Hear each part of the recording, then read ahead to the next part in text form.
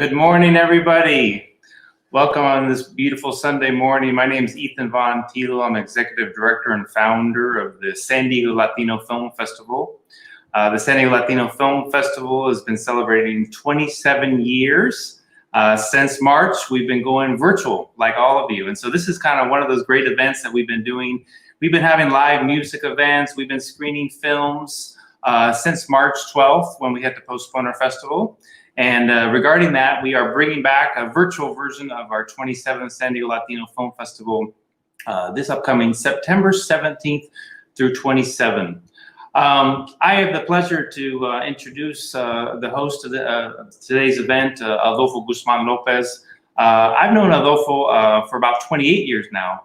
Adolfo was one of the founding members of the San Diego Latino Film Festival.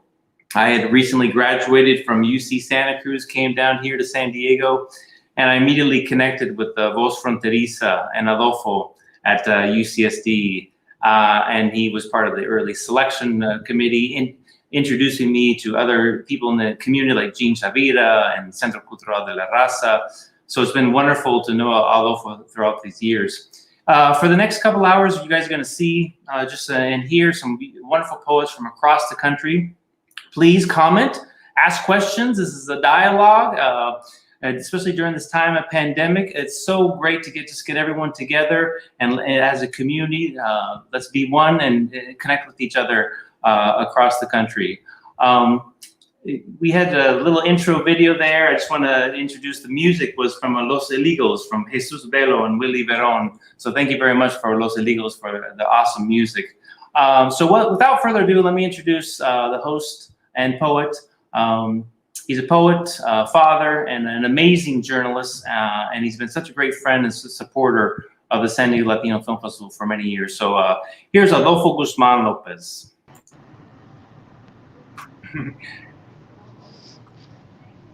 There you are, Adolfo. Hey, everybody. Buenos dias, good morning, provecho. Provecho, do we still even use that word? It's a word in Spanish that they use in Mexico to communicate that I hope your meal and your digestion goes well. You guys recognize this intersection? Here, I think I can take this off a little bit. If you guys see anybody come and not social distance, let me know and I'll put it back on. Anybody know what street this is? Anybody recognize this street? Well, you can probably see the third, right? What intersection is this? Yeah, Third and Pine, man. Third and Pine. For a long time, I thought my intersections were, I was born in Mexico City, so I thought my intersections were Flores Magón and Insurgentes. And I grew up in Tijuana, so I thought my intersection was Tercera, Revolución, and then we moved to National City. So I thought my intersection was Highland and 8th Street. But I went to school in Pacific Beach because my parents worked there and they thought the schools were better there. So for a long time, I thought my intersection was Garnett and Mission. And then about 20 years ago, I moved to LA. I got a job as a reporter and I started going out into the streets and talking to amazing people. And for a long time, I thought my intersection was 5th and Broadway in downtown LA with all the immigrants walking by, and Gage and Cesar Chavez Avenue, the old self-help graphics. That was my intersection for a long time.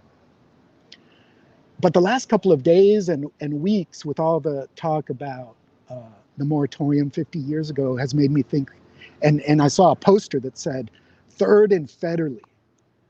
Third and Federally, that's where the march happened 50 years ago.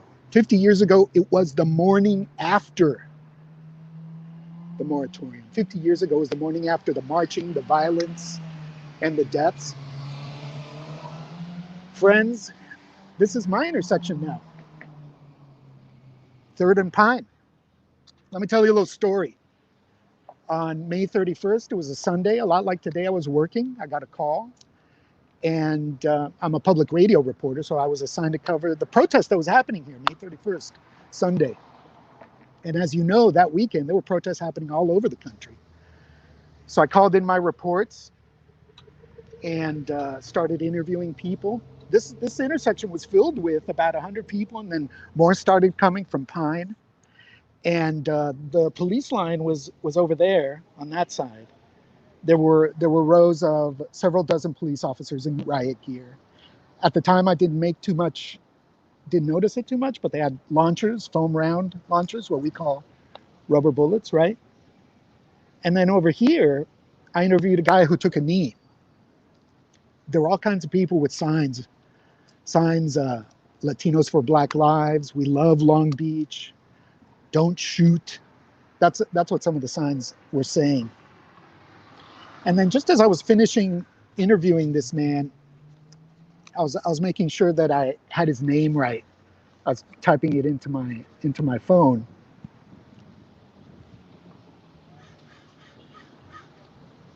I heard a pop, and I felt a hit right here. And then I ran that way. And that shock to this part of my body, the pounding at the bottom of my throat,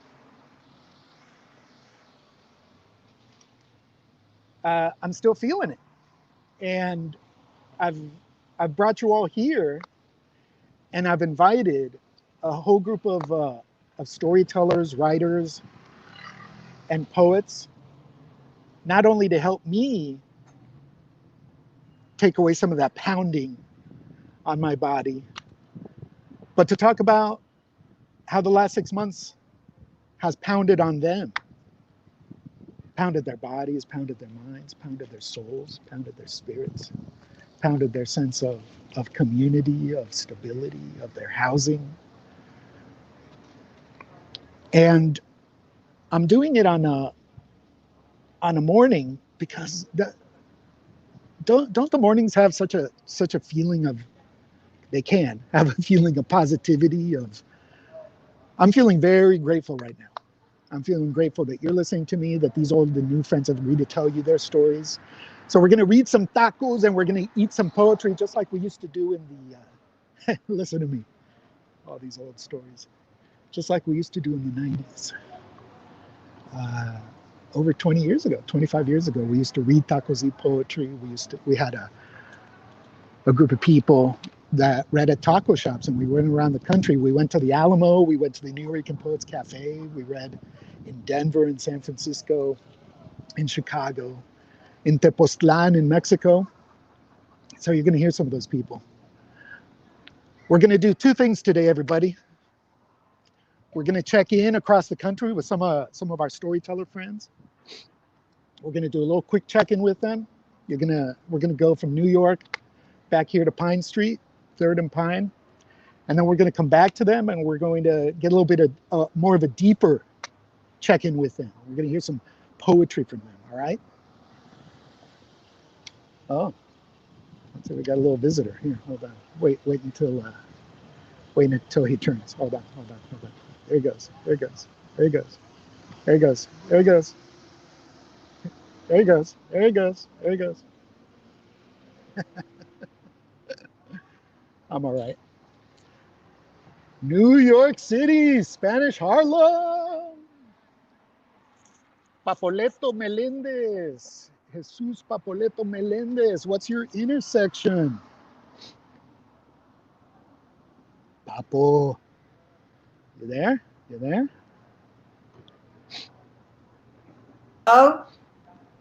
Yeah. Now. Can you hear us? Yeah, there you are, man. Hey, Oh. what intersection do you live on, Papo? We live on 99th Street between 2nd and 3rd Avenue in El Barrio. It's at the tip end before Spanish Harlem. El Barrio ends, and you get, Upper Manhattan. All right. All right, Papoleto, tell me what's been going on. Well, thank you for inviting us. I'm Neri Morales. Hello. And, nice to meet you, and hello to Hi there. everybody that is connected right now. Hello to everybody. Well, we're here in New York City, in El Barrio, what we call, and so lo que pasa es que a lot of people are, we took the virus, had its thing here, but this is New York, resilient, However, people did cooperate.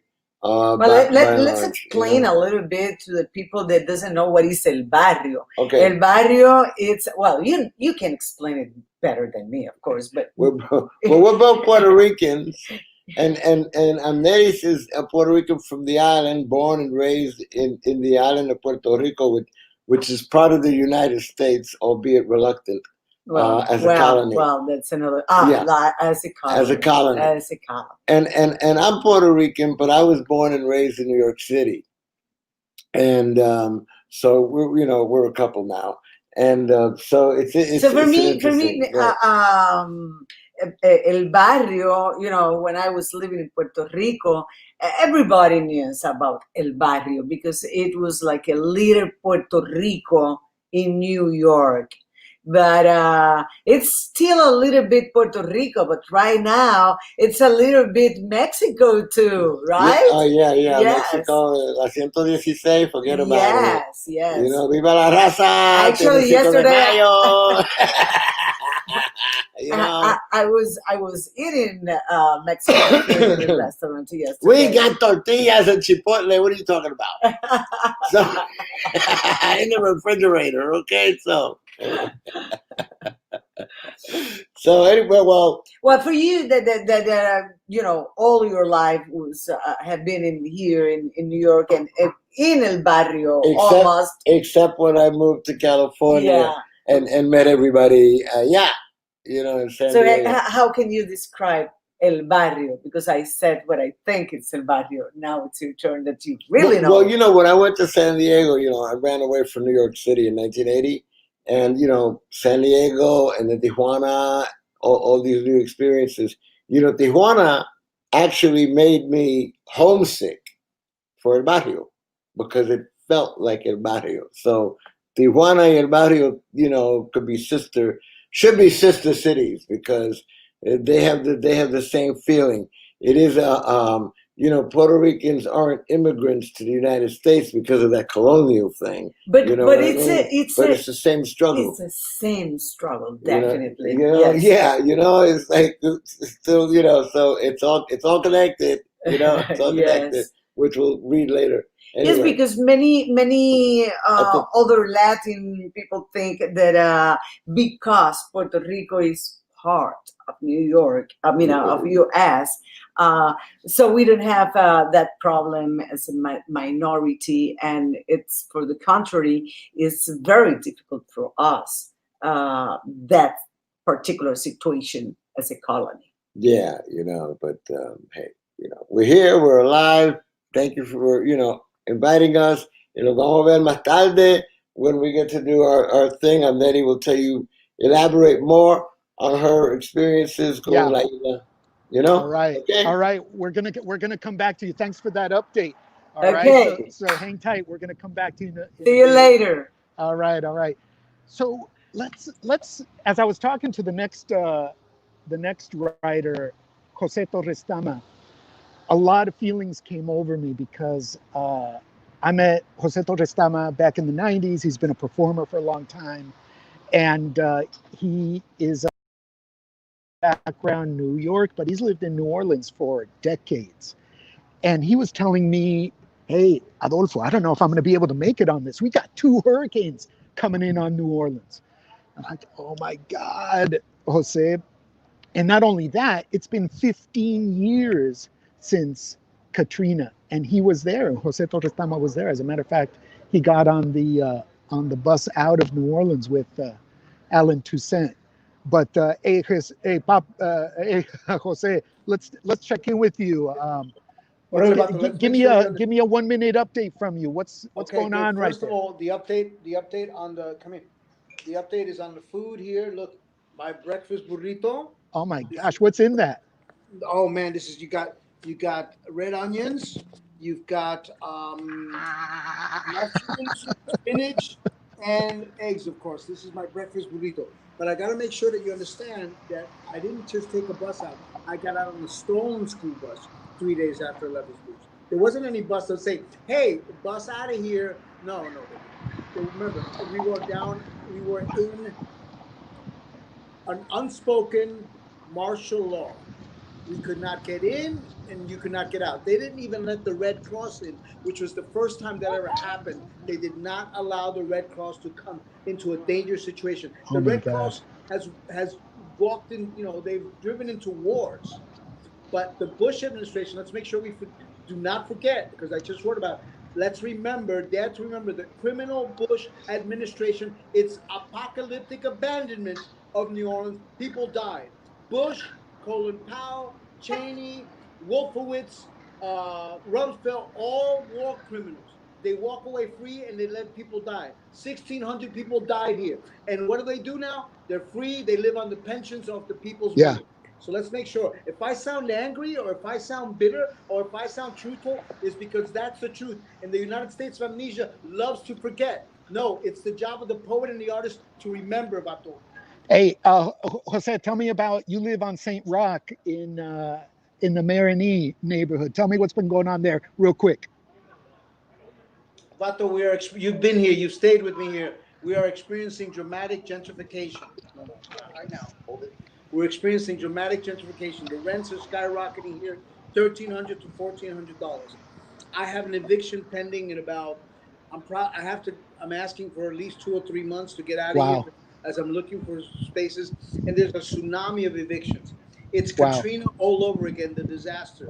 But now it's gentrification and the pandemic, and because people, especially our African American people and other people in Section 8 housing, they're being evicted. There's a tsunami. So, like always, here we are in the Deep South, and the violations continue. And our immigrant workers, under the current situation, the saying is, "O me muero de COVID, o me muero de hambre." Either I Wow. die of COVID or I'm dying of hunger. Wow. So, Wow. as an artist, journalist, and poet, that's what my situation is right now. Wow. Wow. Jose, we're going to check in with you a little bit later, all right? So Sure. we're going to let you eat a little bit of that beautiful burrito with your kids, all right? So we're going to come back to you in about half an hour, all right? Chévere, Bato. Chévere. Great. All right. Hang tight. So, all right. So we were in New York. We paid a visit to New Orleans with Jose Torres Tama. Let's go to New Mexico. And the reason we're going to New Mexico is that back in like 1997, more or less, this taco shop poetry group that we had got in a van and we stepped on it. We had a reading in Albuquerque and we had a reading in Española at the Oñate Center with a man who ran the Oñate Center at the time. May his memory be for a blessing, Esteban Arellano. And when we went to New Mexico and did our reading, we met Adan Baca. And Adan, at the time, was just like us. He was in his 20s. He was a writer. He was deeply rooted in northern New Mexico. And he read with us. And when I called him a couple months ago, he said, yeah, there's a lot going on in northern New Mexico. He's a social worker. He's a therapist. He helps people with substance abuse. Adan, let's check in with you real quick, and you can tell us, what's going on in northern New Mexico, Adan. All right. Good morning. I'm coming to you from Valdez Park here in Española. Also, we're known as Villanueva de la Santa Cruz de la Cañada de los Españoles Mexicanos. And we are on Tewa land, right? Capo Wenge and Wenge. And so that's where we're at. A lot of stuff going on. The street behind me is Paseo de Oñate.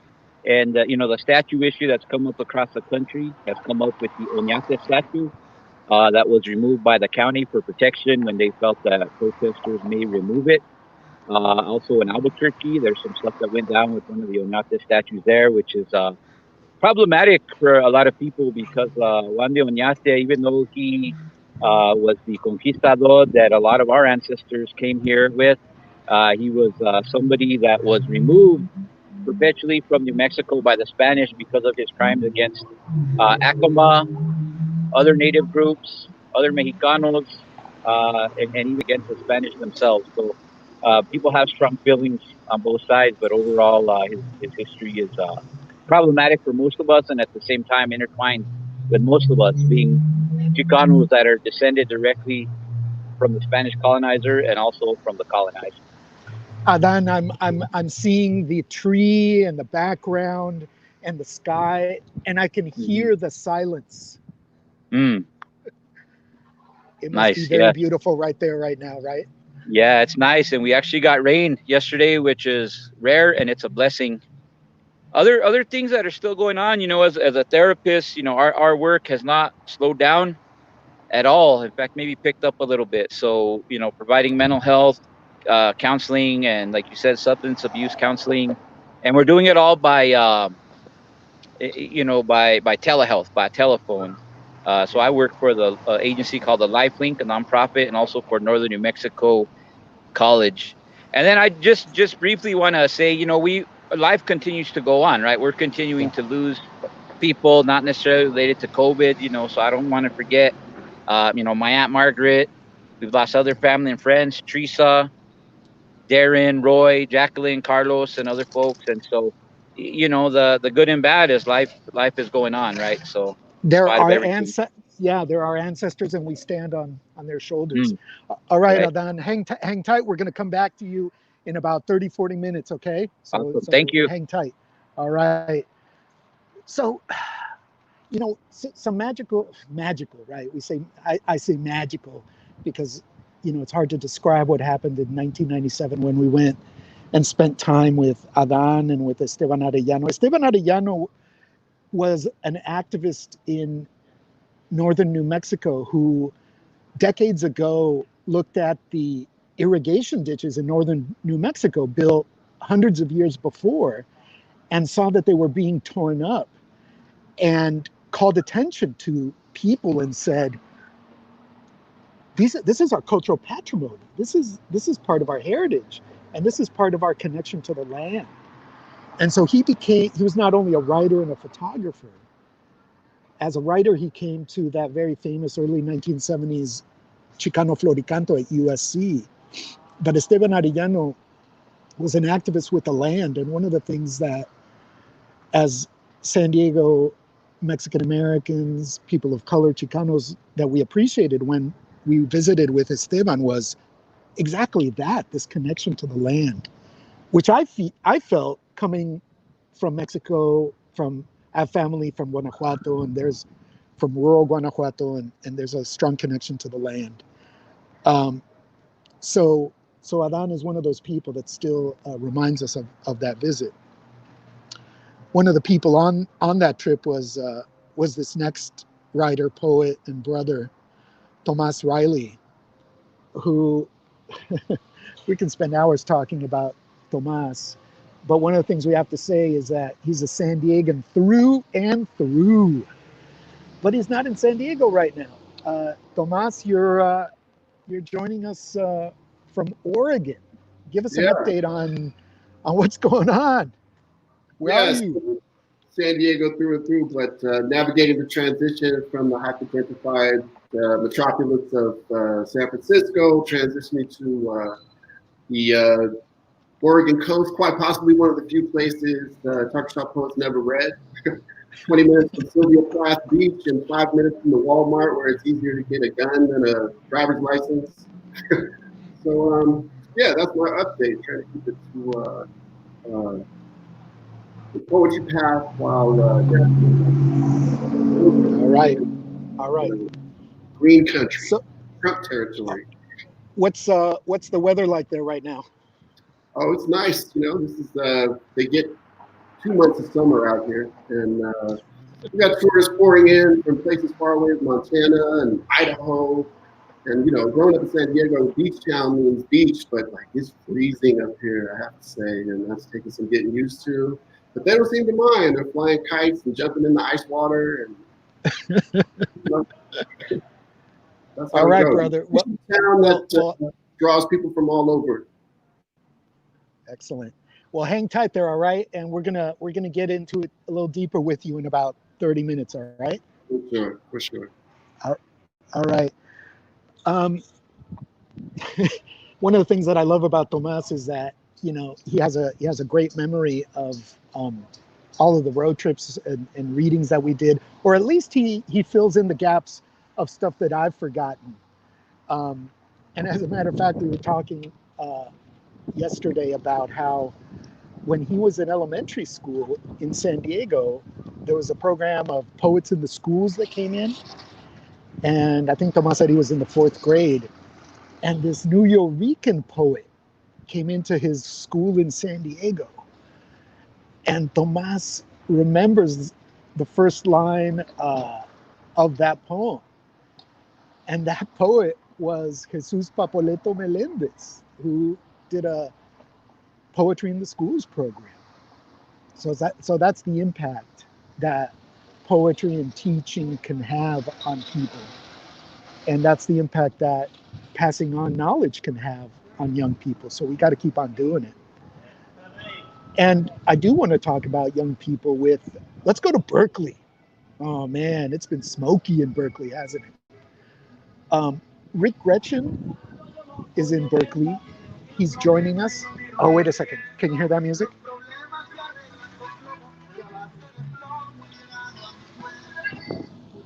Los problemas se arreglan con plomo. Nah, man. We got to counter that narrative. All right, Rick. So Rick Gretchen is a longtime musician. He teaches music to young people. We met him back in the mid-90s because he was in San Diego and he was performing with a group called Mantecoso. And that's how we first got introduced to Rick Gretchen. Rick, what's been going on? Where are you? Well, I'm in my studio. We can hear you. Go ahead. Yeah, I'm in my studio. Normally, pre-COVID, I would be outside with a big group of people making music, touching each other's hands, clapping and jumping around and singing, "So glad I'm here. I'm so glad I'm here." But right now, we have like the worst air quality, some of the worst air quality in the world because it's burning. The forests, 80 miles away, 60 miles away are burning and the smoke is coming down here and it burns your eyes if you go outside. So I'm inside with air purifier on and just trying to remember what childhood is all about. Oh my gosh, that is so important. And so you were telling me that during COVID and quarantine, there have actually been more people coming to you wanting music lessons for their kids. Is that right? It's been interesting. We didn't know what would happen, and you hear quarantine and shelter in place, and you think we can't communicate with anybody, but somehow this miracle has happened that we can actually connect and communicate and make faces at each other and sing songs, and not exactly in real time, but we adjust. We adjust to use the tools that we have, and that's kind of a miracle. Yeah. Wow. Hey, Rick, hang tight there. Okay, we're going to come back to you and get a little deeper into a trip you took to Africa, and you're going to tell us a little bit about kind of what you saw with the kids and trying to bring that knowledge back here. So hang tight, all right? Great. All right. Thank you. All right. So the Bay Area, Berkeley. Some of the meetings we did with Taco Shop Poetry were in the Bay Area at there used to be a taco shop there at 24th and Mission called, I think it was Taqueria San Jose. We read there. I remember we did a road trip where we went to the University of Santa Clara and we met some great people in San Jose. who we remain friends with for a long time. And LA was also very important to us. We read at, there used to be a little taco shop on Lincoln in Santa Monica called Taqueria Nana. We read there. We also read at, I don't know, who in LA remembers Manny's El Loco over there by the statue of Zapata. It's still a taco shop, but it's called something else right now. There's a nice little mural over there. So let's go to LA. Pat Payne. Pat Payne is a creatrix. She is a writer. She's a performer. She creates jewelry. So look for her jewelry creations on her Instagram page. Pat, check in with us. Where are you? What's going on? Well, I'm right here in the middle of LA in a neighborhood. I think it's just called Mid City. So I'm in Mid City, and I'm outside of a neighbor's house, if you can see in the background. So LA's taking this really seriously. What is that? What are we looking at? So behind me is a residence where the residents have put out placards to commemorate the people who have been lost by police violence. And it's been growing, unfortunately. I first found it maybe about 3 weeks ago. I was just kind of driving through and I'm like, whoa, what's happening? And then when I came back the following week, they had added historical placards there. So you can literally walk onto their lawn, well, perhaps not nicely, but walk onto their lawn and just see what's, get a little bit of Black history, or rather the history of oppression of Black people by the United States government and the police. What did the names say on those signs? Let me just turn this around. So you're looking at Ahmaud Avery, Sandra Bland, Michael Brown, Eric Garner, Breonna Taylor. You're looking at Corporal Roman Ducksworth Jr., who was killed in 1962 in Taylor, Mississippi. You're looking at Medgar Evers. You're looking at Carol Robertson.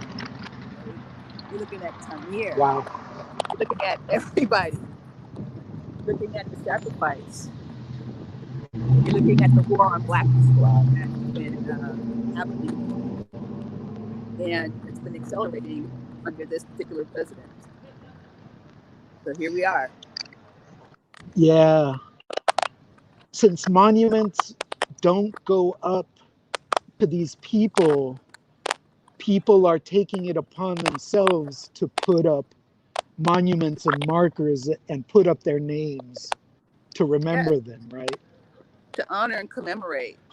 There's a lot of different ways of protesting, a lot of different ways of being an activist, and I really applaud this neighbor. I'm gonna leave my business card with them so I can connect with them and just kind of, follow their path. This is great. I've been sitting here watching people drive by, and the reactions have run the gamut, but people are paying attention, and that's the whole purpose, right? Yeah. All right. Hey, hang tight. Get yourself in a good location because we're going to come back to you and get a little deeper as to what you've been feeling and what have you been doing. Okay. All right. See y'all in a little bit. So, all right. So this is Read Tacos, Eat Poetry. This is a Sunday brunch, reading, storytelling for COVID healing. We've been in with people. Let's see, we're supposed to have Benny Heron. I don't know if he's been able to log on. So maybe if he has logged on, can he come up? So if he doesn't come up right now, then I know he's having a little bit of problem. Oh, there he is. Okay. Hey, brother. What's up, brother? How you doing? Give us an update. Where are you? What's going on? I'm in Washington, D.C., Virginia, specifically. Just living and building, man. Just trying to make it happen. Trying to stay sane, right, in this insanity. So, like Tomas, you're another, dyed in the wool San Diegan. Yes. and been living in Virginia. How's that transition been for you? Man, it's been a blessing. We've been here for over 10 years now. My wife and we have a 9-year-old daughter, Augie, and Tanya, my wife. So she, after we got married, some life-changing things happened. Lost my mother, and we hit the road. We're like, we need an ultimate change and looking for something new. And my wife, this is where she's from, so it was sort of an easy transition. So it's been a blessing. Planted a lot of seeds, and they're really growing well out here. Congratulations. All right. Thank So Benny is another writer and poet who was with us on Taco Shop Poetry back in the late 90s, early 2000s. And man, he gave us a sound and a vibe like we never had before. We're very grateful for your addition to that voice in the Taco Shop Poetry group. Thank you. Thank you. Yeah. All right. Well, get yourself comfortable. We're going to come back to you in about 30 minutes. We're going to get a little deeper, and we're going to hear that voice. We're going to hear some poetry from you. Nice. Thank you. All right. All right. So let's move on to Orange County. We're going to move to Orange County because there's been something very special happening in Orange County, and it's been the bringing together of Muslim and Latino people around traditions. And the person that's been doing that is Raida Hamida. Raida, where are you? Give us an update. Good morning, Adolfo. Thank you so much for joining Orange County with the rest of the country. I'm here in Little Arabia. It is an ethnic enclave of Arab Americans, one of the largest ethnic enclaves of Arab Americans in the country. And when we think of Orange County, we think of beaches, surfers, the skaters, or the OC, the hills. But we're actually also Latino. The vast majority of folks in Orange County are Latino, and we have an Arab American community. I'm here having breakfast, and here at Kareem's Falafel, so you can see food, hummus, baba ganoush, and the Arabic bread. Today's my parents' 45th anniversary, and so we're celebrating in the most delicious way. Oh my gosh, that's great. Congratulations. All right, so settle in. We're going to come to you in about 30 minutes, and we're going to hear some deeper stories from you about how you've been bringing Muslims and Latinos together in Orange County, all right? Yes. All right. I'll see you soon. All right. All right. All right, so I don't know if this next writer, is Sonia Gutierrez available? I know she was having a little bit of connectivity problems. So, hey man, this is the reality of this platform, right? Of putting something together in this new age. Sometimes I feel like I'm the telegraph operator trying to make things happen in the digital world. Okay, so maybe Sonia isn't quite ready to join us. So so we're gonna go to Adriana Arancibia. God, so many things to say about Adriana Arancibia. Almost 30 years of things to say about. What's up, so, Adriana, tell us where you are and what's going on. Just chilling here next door to El Pollo Grill. They've been nice enough to let us use their spot, kind of at the crossroads, the north and south freeway over there. I'm in North Side 805 is right behind me. If you can see the sign. We also got Tacos Revolution is across the way, so we're kind of at the crossroads of Mexican, American, and Chicano to Paisa in terms of food.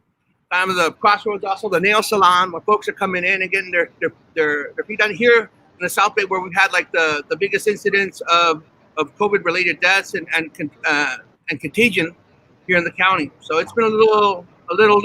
You know what I mean?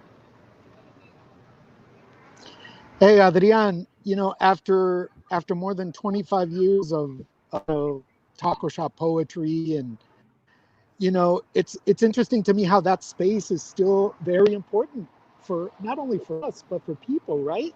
Right. No, and the thing is, what I love, what's happened this last year, man, this last couple of months, the folks have been hassling a working class brother that's, first generation immigrant, and his wife selling mangoes over here. So folks step up, and El Pollo Grill, Victor Lopez from El Pollo Grill was one of the real folks that stepped up and made sure that everyone in the community protected him and supported him, man. So the taco shop and the folks that frequent the taco shop, the folks that support the taco shop, the folks that run the taco shops are always about, the community and making sure we bridge that divide between Paisa and Chicano and Gringo and Burrito and gente,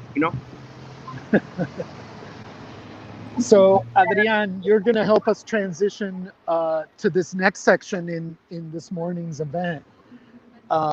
And that's the section in which we talk to the poets and writers and storytellers more deeply about their communities and what's been going on. So tell me about this first piece you want to read, and let's hear it. And I'm going to plug in my battery because my battery's running low while you're doing that. All right. So you asked us one of the exercises that you put out for us was to be able. Can you guys hear me or no? Can you hear me or no? Or do I get closer? Okay, so I wrote a couple of pieces. One of them is called All Beautiful Things, and it's a takeoff on the Taco Shop Poets Manifesto, but at the same time, too, it reflects us here in South Bay and Bonita. All the beautiful things. We are E Street and Bonita Road exit next to the 805. We are Plaza Bowl. We are the Gold Mine. We are Montgomery Wars. We are Tacos Revolucion. We are El Pollo Grill. We are Victor. We are Protectors. We are Lemon Trees. We are Horses. We are Mango Soul. We are sons of Greeks. We are sons of Chileans. We are Mexican and mixed. We are California burritos.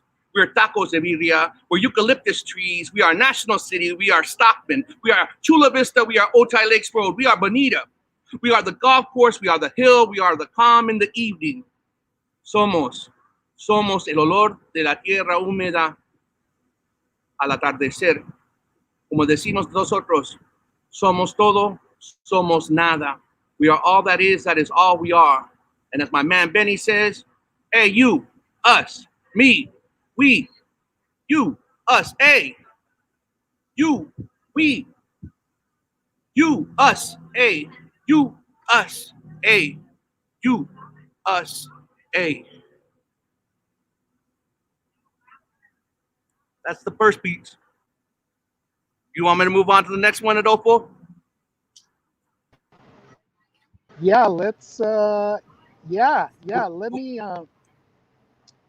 you know what, Adrian, can you talk a little bit about some of the writing that you did back in the 90s and some of the themes that you wrote back in the 90s, and if you're writing about similar things or if you're writing about different things now?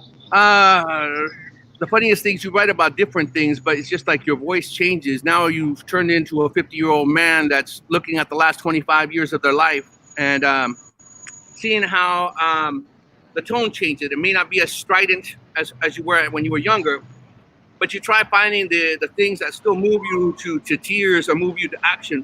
And I think that's really important to consider when we're writing our work, So that's the themes stay the same, in different perspectives, I guess. Yeah. You know what, Adrian, your father passed away several years ago, and that's something that has affected you quite a bit. And you and I have shared some deep words. He was a very strong man. I was able to share a lot of times with him. And I think your ability to share your feelings about him has helped me a lot. Come, deep, deep feelings and heal. So I really appreciate that about what you've done. And it's an ongoing process, man, isn't it? Well, and I have to thank too Luis Alfaro, the blessing that Luis Alfaro, because he's part of that circle too. He would publish pieces about how his father was passing away or seeing his mother age. And it became something I actually reflected on and realized that's the jumping off point for me to really reflect and understand what aging means, what caring for our folks means, what things like that are for our community, how to worry about our health, how to worry about each other, and how to take care of one another, you know? Yeah. Sometimes I feel, I see a lot of young writers coming up, and I love their energy, and that energy, I feel like was the type of energy we had in taco shop poetry. So many times, and I haven't done this too much, and I feel I should. Many times, I want to talk to those younger writers, writers in their 20s, and share what it's like to be a writer in his 51-year-old writer, and the gratitude I have of reaching this age, and how I'm seeing things differently. Do you sometimes get that?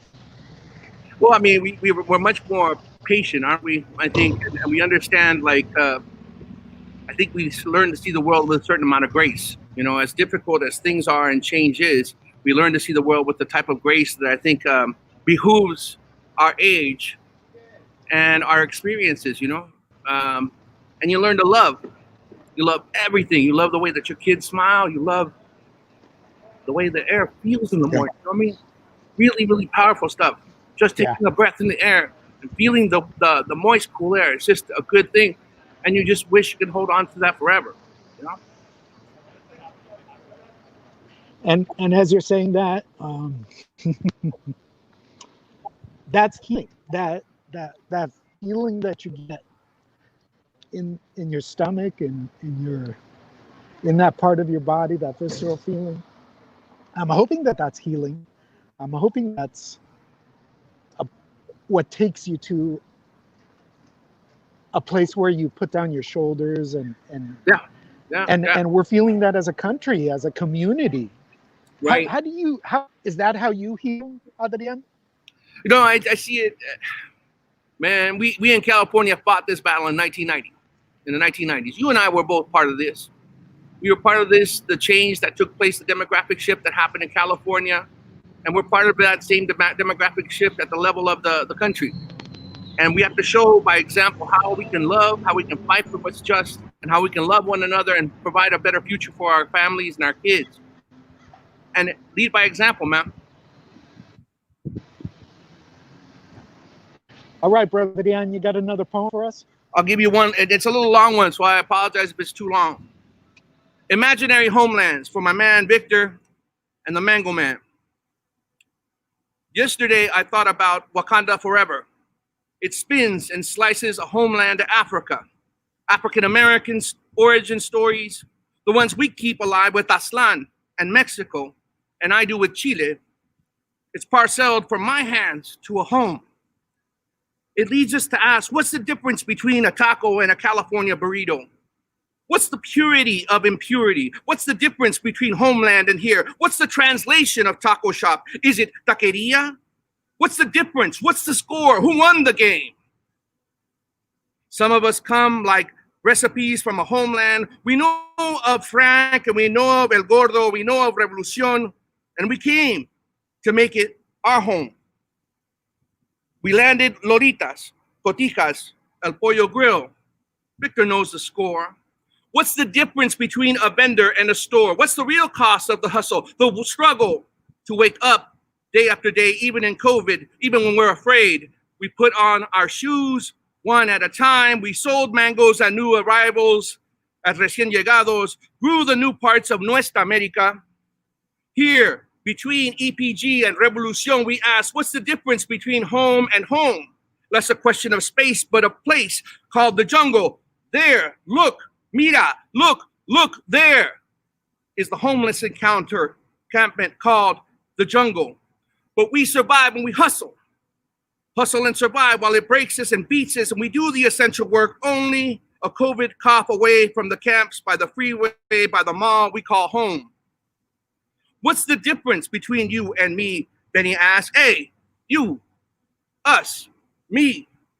Hey, you, us, me.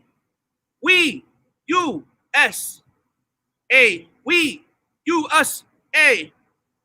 No, señor, no, señor. No te chicopales, Mango Man. Even when they threaten, even when they tell you not to come around no more, remind them, hey, you, us, me, we, you, us, hey, we, USA, we among the generations tracing imaginary homelands, paisa to paisa, paisa to Mexican American, to Chicano, to Güero, to hermano americano, somos hermanos americanos. Hey, you, us, me, we, you, us, hey. We, USA, we. And like Victor, we must stand for those that came before, like our viejos and our viejos. He's the mango man. He's the mango man. He's the mango man. Mango man, one of us. That's my piece, man. Much love to everyone. This vibe is so positive and wonderful. I love you all. Oh my gosh. Ah, beautiful. You know, let's take a little breather. Sometimes silence is the appropriate response.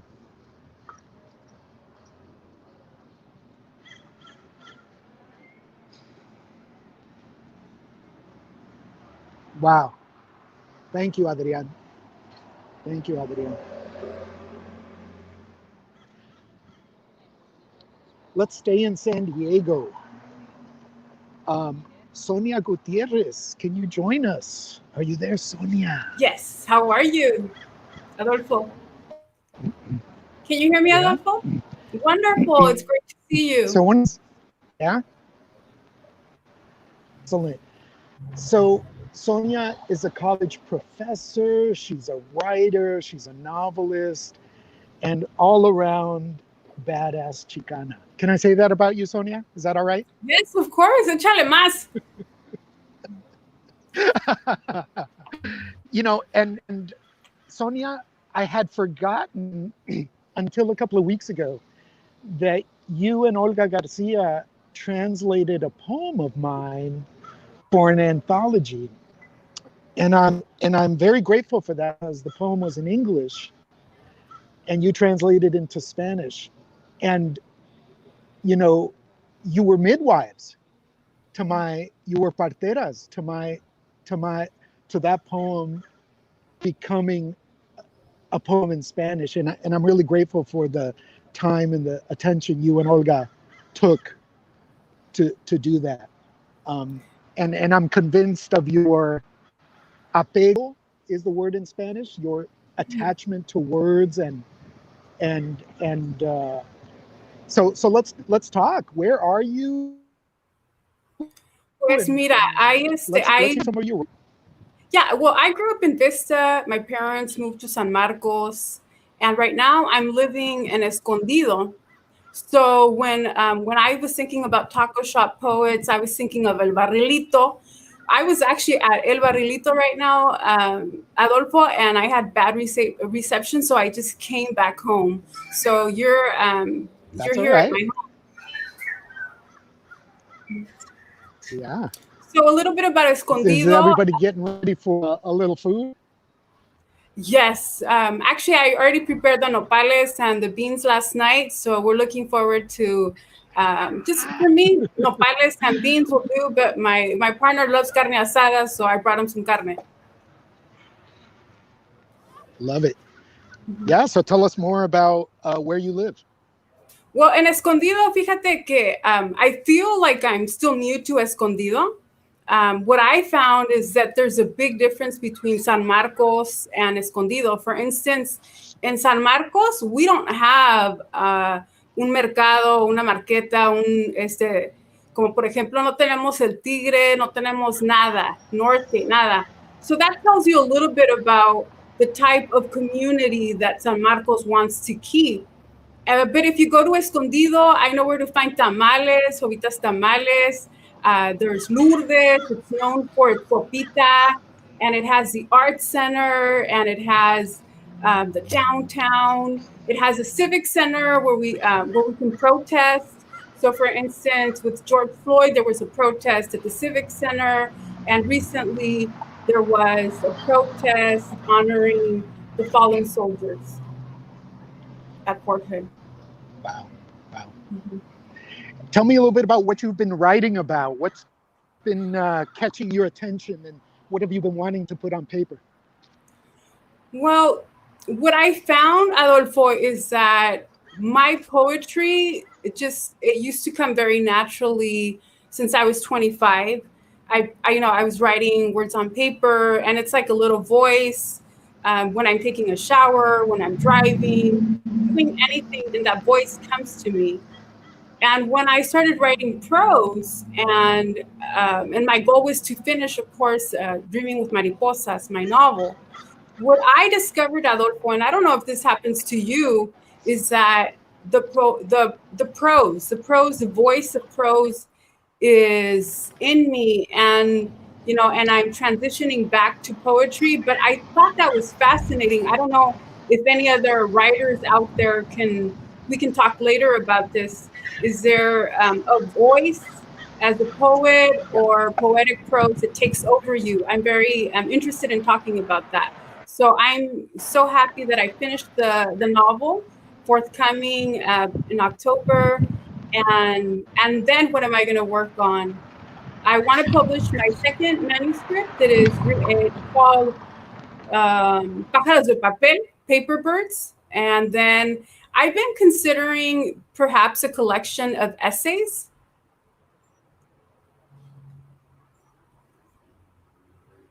I wonder, Adolfo, si te perdí. Yeah, maybe Adolfo, we lost him for a second. Oh, okay, so it's not me? No, hey, Sonia, why don't you do some poetry then? I can go to yeah. Okay, Adolfo, you're back. Okay, so I'm going to go ahead and read two pieces, one in the original and then also the translation. And I want to read from Dreaming with Mariposas. The Passing, for Estela Gutierrez. 1. Before the passing, you recite your recipes to me. I want to write ingredients and measurements, track them with letters and numbers. You say, no, taste, look, remember, as your frail hands sift through powdered sesame seeds, heavy with timeless recuerdos. The taste buds of your fingertips reside with ancient memories of the moon's umbilical cord, Mexico. Your kitchen emanates the work of molenderas of times past, grinding almonds, stirring warmth, tasting chocolatal. 2. Today I make mole in your honor. The sesame seeds on the comal turn a cinnamon brown. The sweet entrails of chiles pasilla dig deep into adobe huts and pyramids. Your gried hands have become mine. Mother, you are not gone. You live on the tip of my tongue and fingers, craving the memory of you.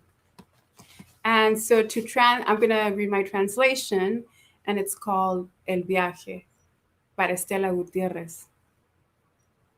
1. Antes del viaje, tú me recitas tus recetas a mí. Yo quiero escribir ingredientes y medidas, atraparlos con letras y números. Tú me dices, no, prueba, ve, recuerda. Mientras tus manos frágiles tamizan el polvo de ajonjolí, pesados con recuerdos eternos. Las papilas gustativas de tus dedos residen con las memorias antiguas del cordón umbilical de la luna, México. Tu cocina emana el trabajo de molenderas de tiempos pasados, moliendo almendras, batiendo calor, probando chocolatal. 2. Hoy yo hago mole en tu honor. Las semillas de ajonjolí en el comal se convierten en un café canela. El aroma dulce de las entrañas de los chiles pasilla cava dentro de las chocitas de adobe y pirámides.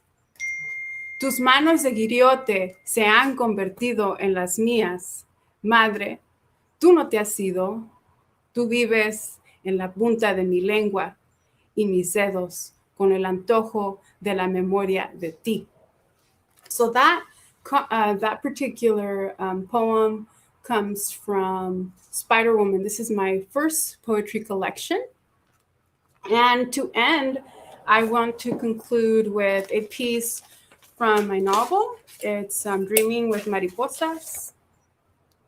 And I want to say that what inspired me is my grandmother. You know, one day I was looking out, I was thinking about writing, and I was thinking, like, what am I going to leave?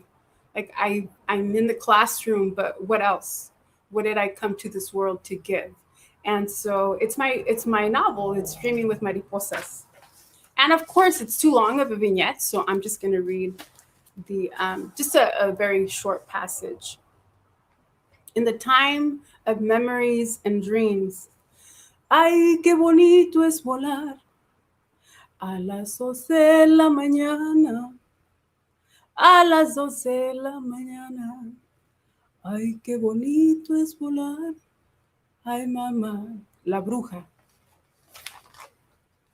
The candle's flame flickered, and the red, bright pink, and royal blue, green, and yellow ribbons hanging from the window's frame swayed as she moved to a corner in the living room next to La Virgen de Guadalupe.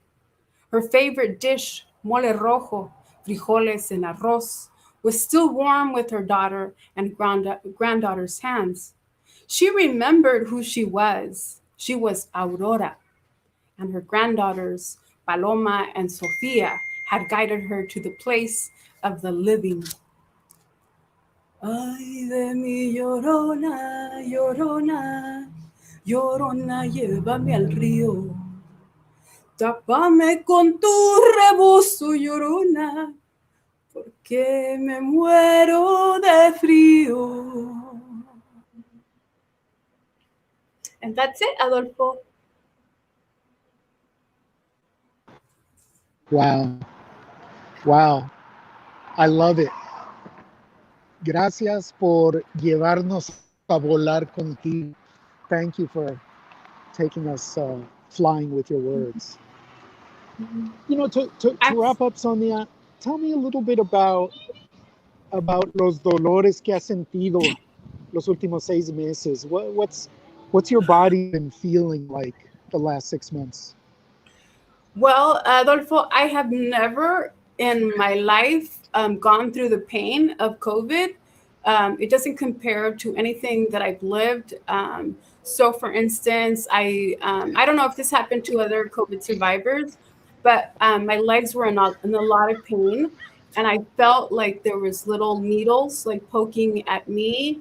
I remember waking up and drenched in sweat. I remember feeling like, you know, something was dragging me. I felt like when I would look at my beloved, it was so difficult not to react like I was in a lot of pain in case, you know, one of us passed away. Like, what are we going to do? It was very painful. What else? I had a lot of like itchy fingers. When I talked to people, they told me it's because your body, Sonia, is fighting for you. So that's where the pain in my legs was coming from, the heartache, you name it. I don't suffer from headaches, so I do remember getting a headache and my tonsils swelling. So that was a sign that something was happening to my body. So what keeps me grounded, Adolfo, is my garden. So I have about maybe about 42 plants.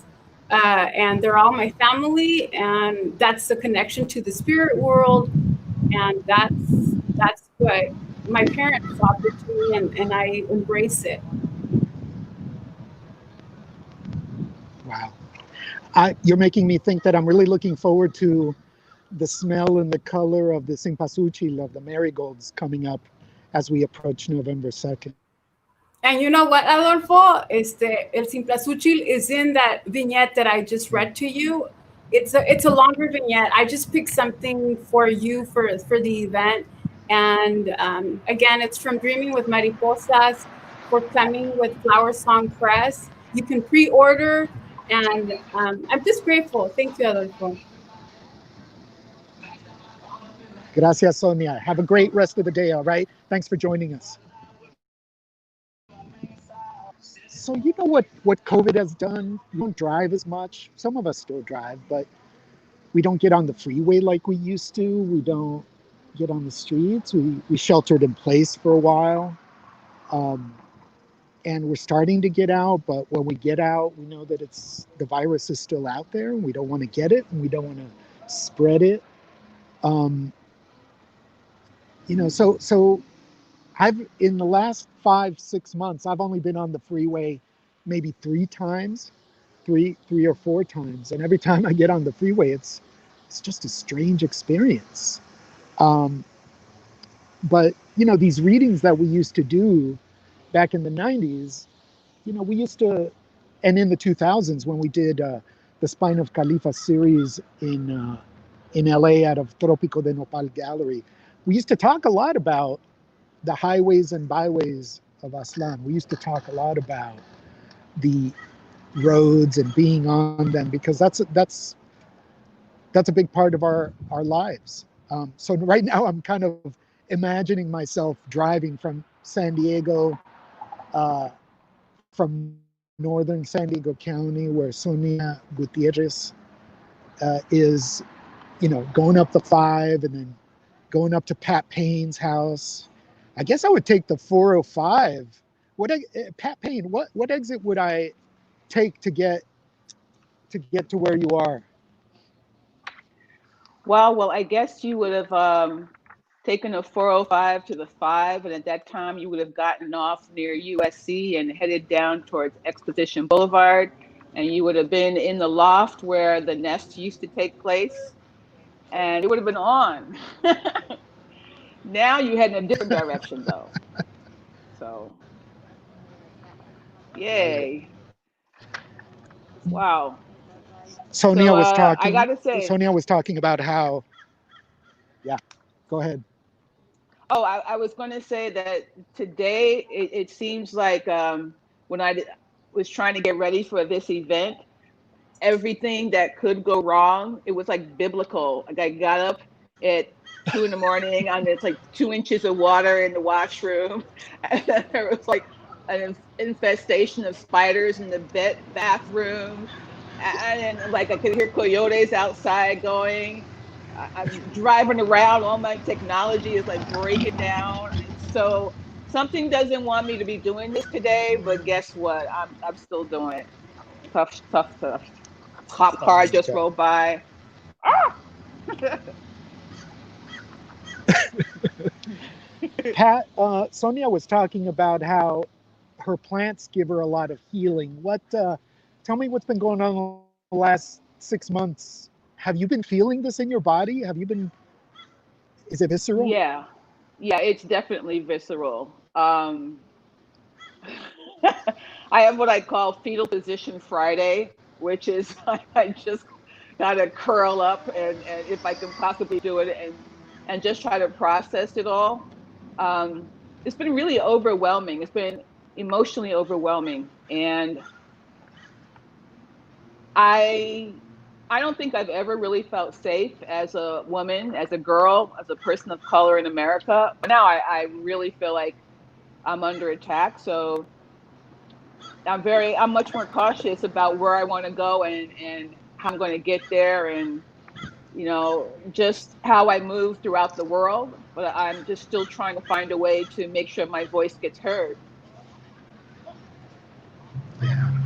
I was talking to Adrian about reaching this age, firmly middle age, as a creator, as a writer, as an artist, and about how our minds are in a different place than when we started creating in our teens and in our 20s.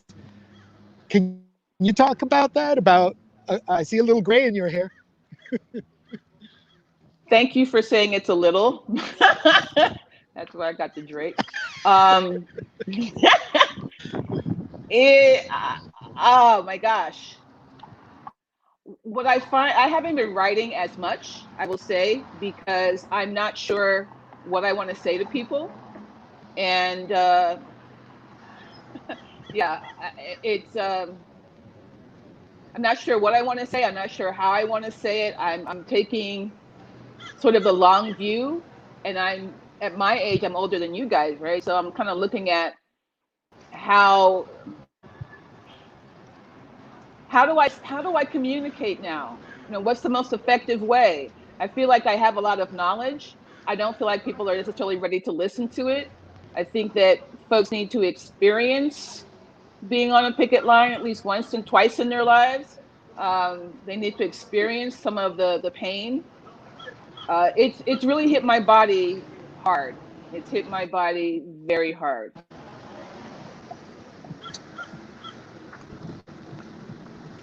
And so how, but you know, fetal position, I'm sure, is a reaction. How do you heal, Pat? How do you start healing?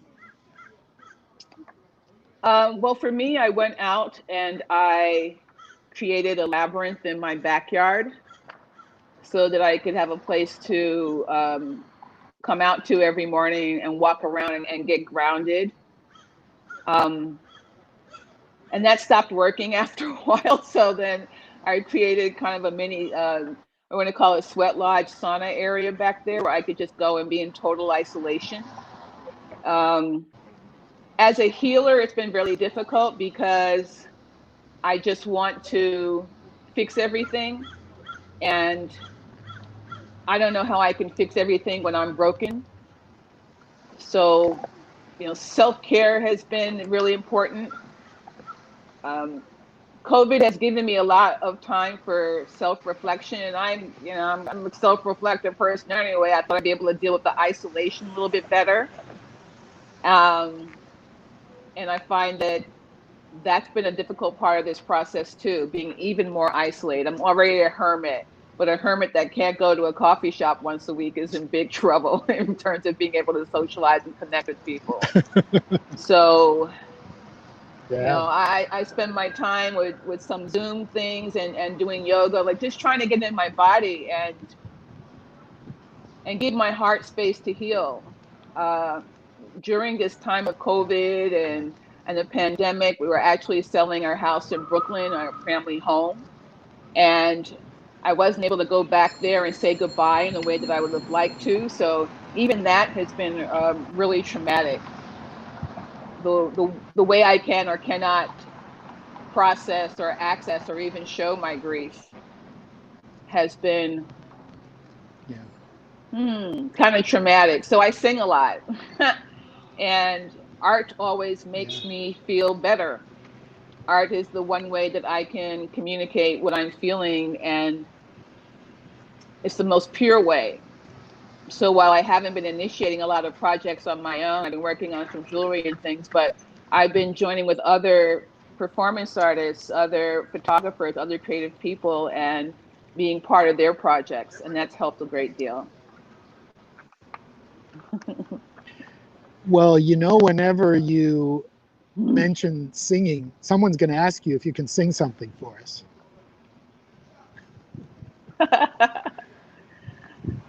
Can you share something? Yeah, I'll work on that. Yeah, let's see. I gotta think. Oh, all right. Blackbird singing in the dead of night. Take these broken wings and learn to fly. All your life, all you have always waited for this moment to arrive. That's all you get today. Oh, that's beautiful. That's going to keep me going for weeks, Pat. Well, I'm also singing some Fishbone, so you know it's kind of a balancing act. When I'm feeling radical, I'm going Fishbone. When I'm feeling a little bit like, okay, a peacemaker, I can do some some Beatles or something like that.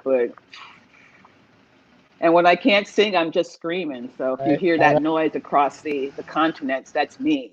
That's just me screaming in the front yard. All right. So before we say goodbye to you, anything else you want to share with us? Hi, it's looking frozen over there. So what shall I do, Can you hear me? Adolfo? Before we Plunge in? What do you think? Yeah. Anything else? Yeah. I'm not sure if Adolfo can hear me. Wave your hand. Yeah. But I'm Yeah, wondering yeah, if everybody yeah. else can kind of hear me. I've been looking at some pieces that I wrote before that have a particular relevance for right now, and so I'm just going to kind of plunge in. We'll just call it stream of consciousness because I'm not really sure where everything is going to go. So the conceit of laying concrete over earthquakes, the slippery undercurrent of rage, rippling sidewalks like whitewater rapids. Desperate, we detach, grasp for the huts of our ancestors. Listen to the soundtrack of the sinister tinkling toy pianos playing Bad Luck and El Niño Perdido, anthems of the displaced. We've abandoned the mansions of our dreams, vacillate between memory and imagination, homeless campsites and gated enclaves, while the manna of infinite possibilities escapes us and fills our sunset hours. Our battered hands hide knives.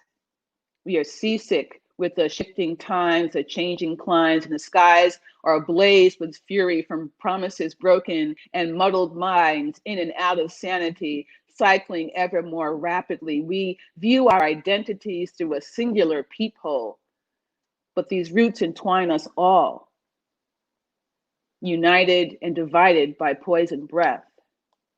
So breathe deep. Your neighbor is summoning you out to come and play.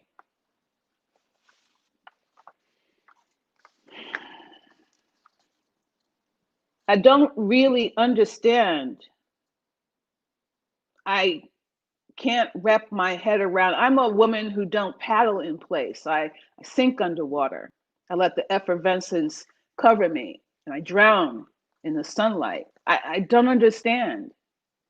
It's hatred that's bred in breech birth minds, all of who never ever said, if I'd have been a slave, I'd have kicked Master's ass. Well, now they got to prove it. Now they got to prove that now. I was wrapped up in my thoughts. I was following Pastorius, who was following Wayne Shorter down a tricky polyrhythmic rabbit hole. And that's why I missed the revolution. I got a round-faced ghost zooming me, closed casket, brother from another mother, Zoom gone. At least he wasn't alone when he passed. And that's kind of why I skipped the reunion. I was bursting, my nerves confetti at a whisper. I was tickling genius, channeling the divine, and was making stuff with my heart. And that's why I stopped the rebellion. Man, I'm too old for this shit. I just paid for these teeth. It wasn't time. I knocked on the melon and the echo wasn't ripe. I'm just waiting, but I'll be there. Just hold on a second. You haven't done it and you won't succeed. In the catbird seat, I'm watching you plot, try to disappear me, turn back a clock, set hellfire to my skin and roast s'mores on my chest. You want to be bigger than the Son of Man, eclipse my existence, but keep everything I've built for you. You haven't done it and you can't succeed. The ashes of your victims fertilize me. I got wisdom seeded by bullets, and baby, the crop is coming in strong. Don't need light coming up through the cracks, well watered. won't wait for permission to bloom. You want to gift me with deadly blankets, pin Tuskegee medals on my uniform, and numbered tattoos, branded tattoos, Katrina tattoos. Somebody find me, somebody find me, somebody find me tattoos.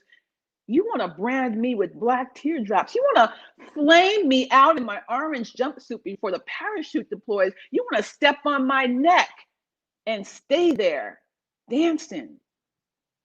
I know you want to do it. You think you can. But this war that you are baiting, this uncivil divide between races, the finish line is a freaking cliff.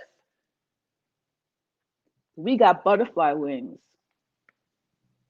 We got eagle wings. We got angel wings. The ones you kill come back, and even stronger, they help us soar.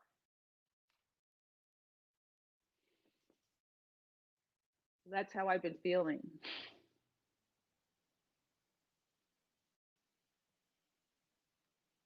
That's how I've been feeling.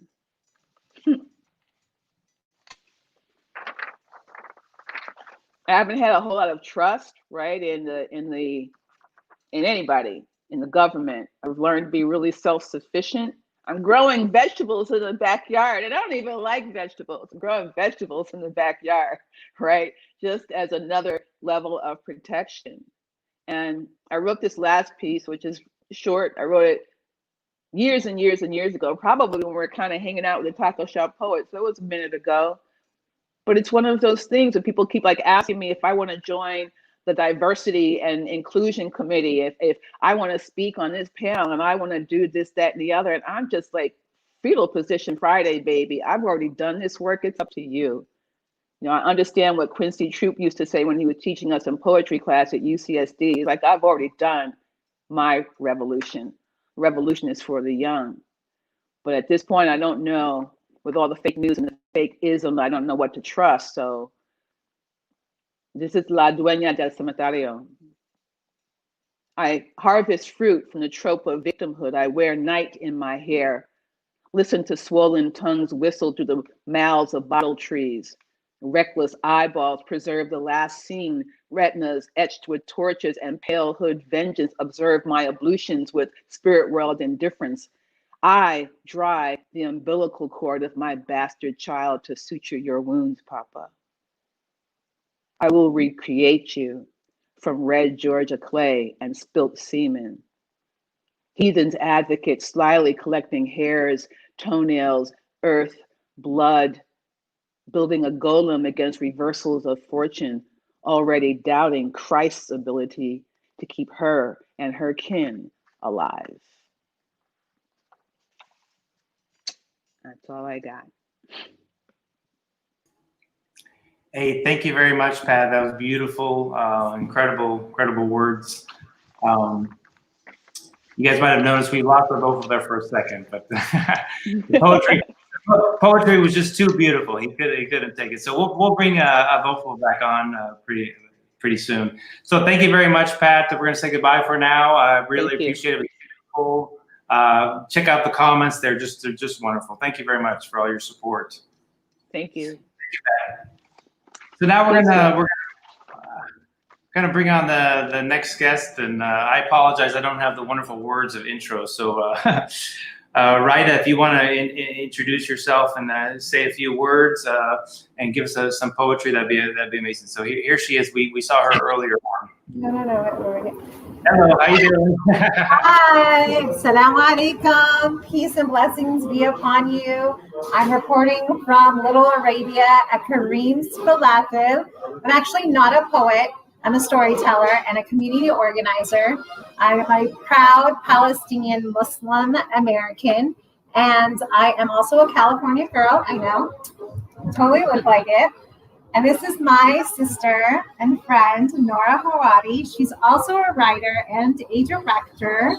She is doing amazing work and also helps run her family's small business here in Little Arabia. So we talk about Orange County, and especially during COVID, we have to talk about what does Orange County look like. And this is what Orange County looks like. It looks like hummus And food. Are you guys seeing this? Food. We have fresh vegetables. Orange County looks like baba ganoush and Palestinians. Yeah. So I just am here today to basically showcase how COVID has impacted our communities and hear a small business owner, a young woman, and a writer. Go ahead and talk to me about how Orange County has experienced COVID and with your work as a writer and your work here as a small business owner in Little Arabia. Yeah, so we are here at Kareem's restaurant. So my parents opened this restaurant 25 years ago, and me and my brother have kind of taken over once we got older. So yeah, when coronavirus first happened earlier this year, it was just kind of like a big shock because we didn't really know what to do and if this was like, you know, how serious it was and what the best way to go about it was. So we kind of took action a little earlier and we closed down. As you can see behind me, indoor dining is closed still, but we've been closed like this since February, and we expanded our outdoor dining area. So it's been tough. I mean, we had a big dip in our sales right away, and I think, you know, it's just the initial shock for the society and everybody around. But we have just continued to hustle and put in as much work as we can on social media, changing the way people, you know, have food now. You know, everything is online. So we have family specials, we have Grubhub and DoorDash, and we were already doing a lot of social media campaigning, ads, but now we've just like upped it a lot more. So me and my brother Kareem, he runs our Instagram and our Facebook.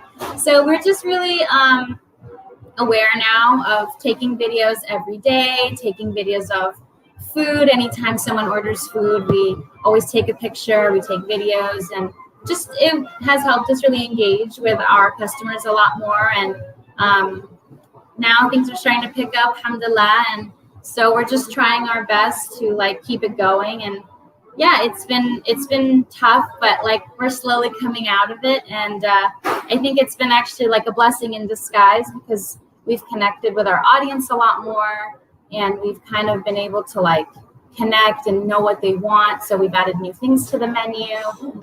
We've expanded our specials. So hi.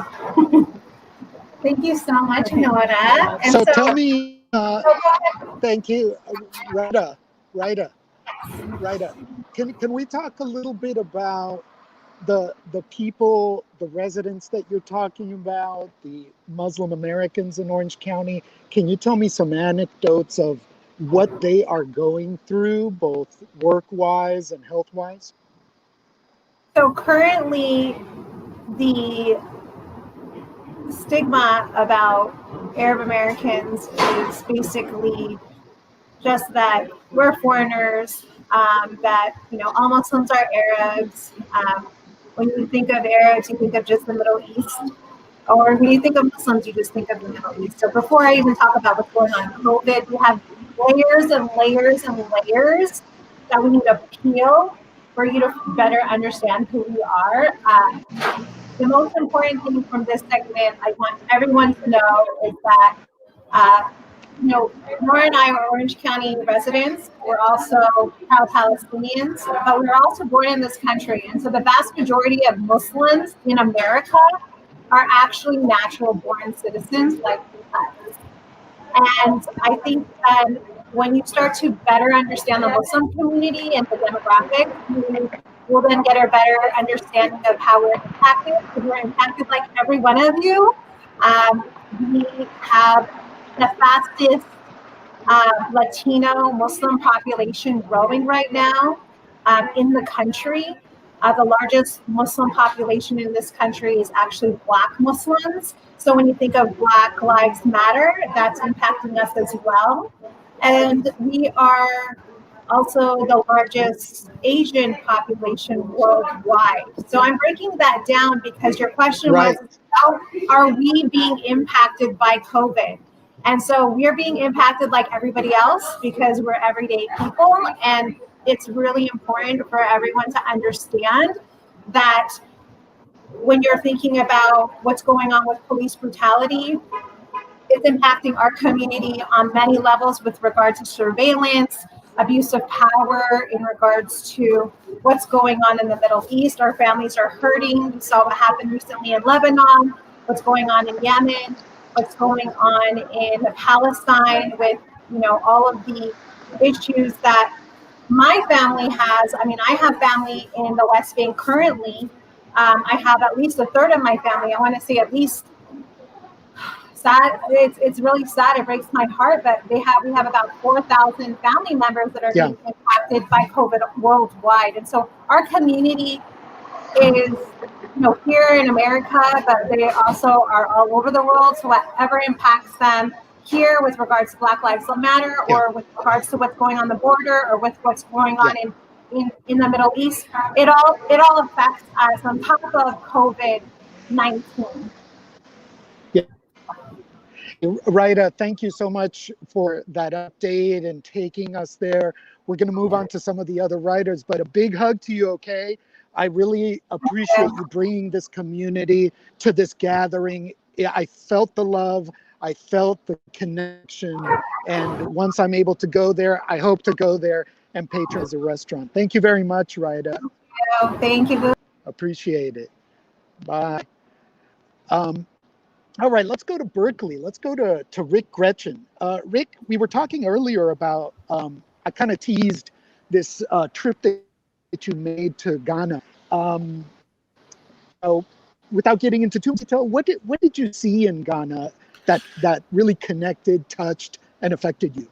Yeah, so, I work with children here, and I see children's lives, and I see how much time they get to spend together. And it being in an urban area, seeing how much their experience is limited, right, by the limits that we put on them, because we don't necessarily feel safe for them to go out into the world. So when I was in Ghana, I was amazed at how kids there, they are expert players. They are experts at playing. They can just play with anything. And they actually don't spend a lot of time interacting with adults. They have a whole community of their own that's separate but equal. They're like right there next to each other. The adults are doing their thing and the kids are doing their thing. And once in a while, you'll see them going back and forth. But kids are they're raising themselves, not in a lonely sense, but in a total supported community sense. And it was beautiful to see that. And it made me realize that I don't know, even though I'm a child educator, early childhood specialist, I don't know the first thing about childhood. So, you don't know the first thing about until you're reminded, I suppose, until you go and see it in its natural state, right? Right. So being here now in a place where we literally can't go outside, right? So and you can't interact with your neighbors. And where is childhood there? So that's really what I've been thinking about a lot and trying to make sense of.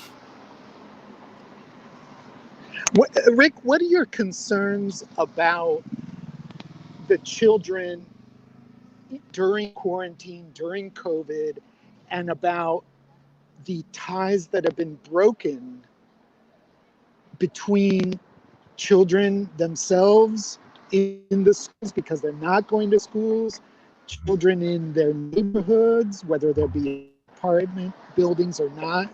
I don't know. What are your thoughts on that? Yeah, well, so, when kids are in school, the time that they're actually in the classroom is, they're learning something. There's something there. But so much of the learning happens from kids bumping into each other and, running together into each other on the playground and playing games and, those moments where they're not being observed, where they're not having an expectation put on them, but they're together and they're teaching one another, right? They're seeing one another, they're modeling behavior for one another.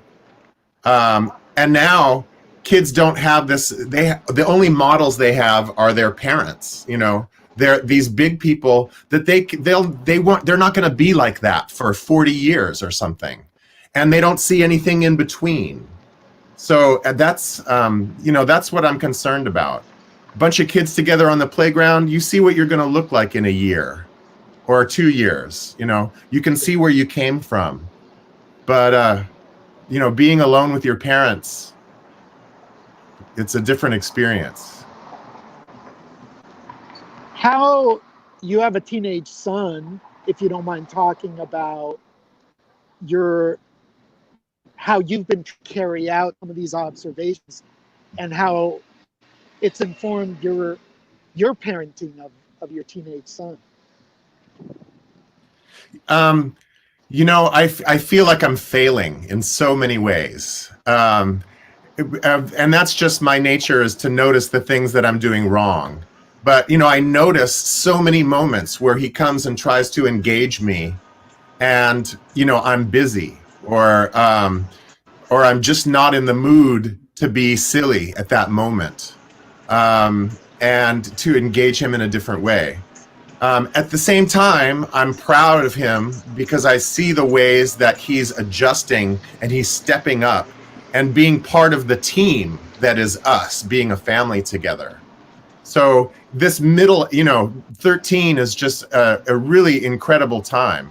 It's a difficult time for me because it was a difficult time for me to be his age.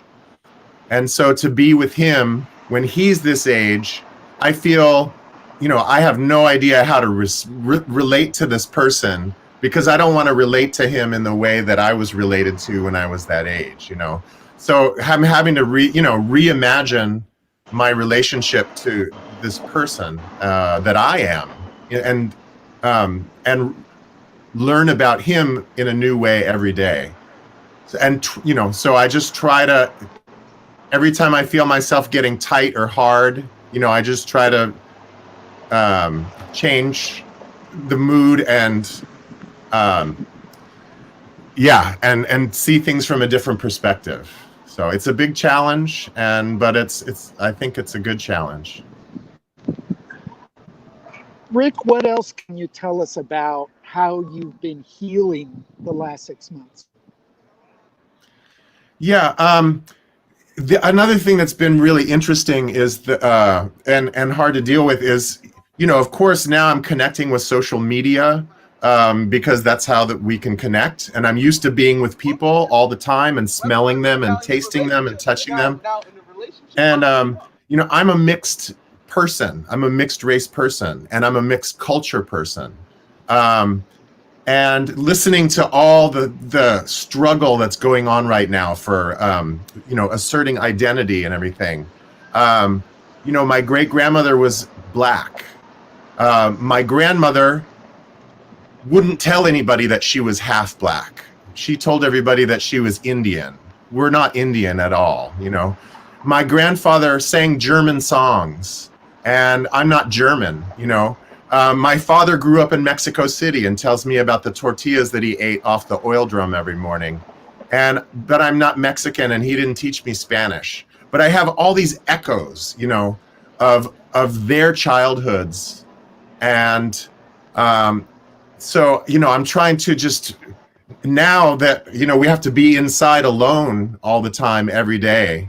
I just feel I feel in some ways like I'm pregnant. I feel like, I'm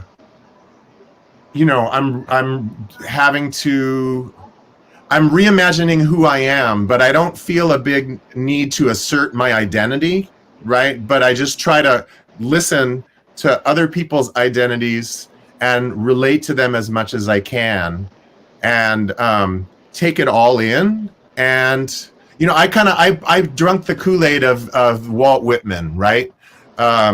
America as this vast land of everybody, and that we all belong together, and that we all are creating a new race of people that includes everybody. And that's not, in some ways, that's not a popular sentiment anymore, so it's confusing. but I just sit with it and I sing But songs. And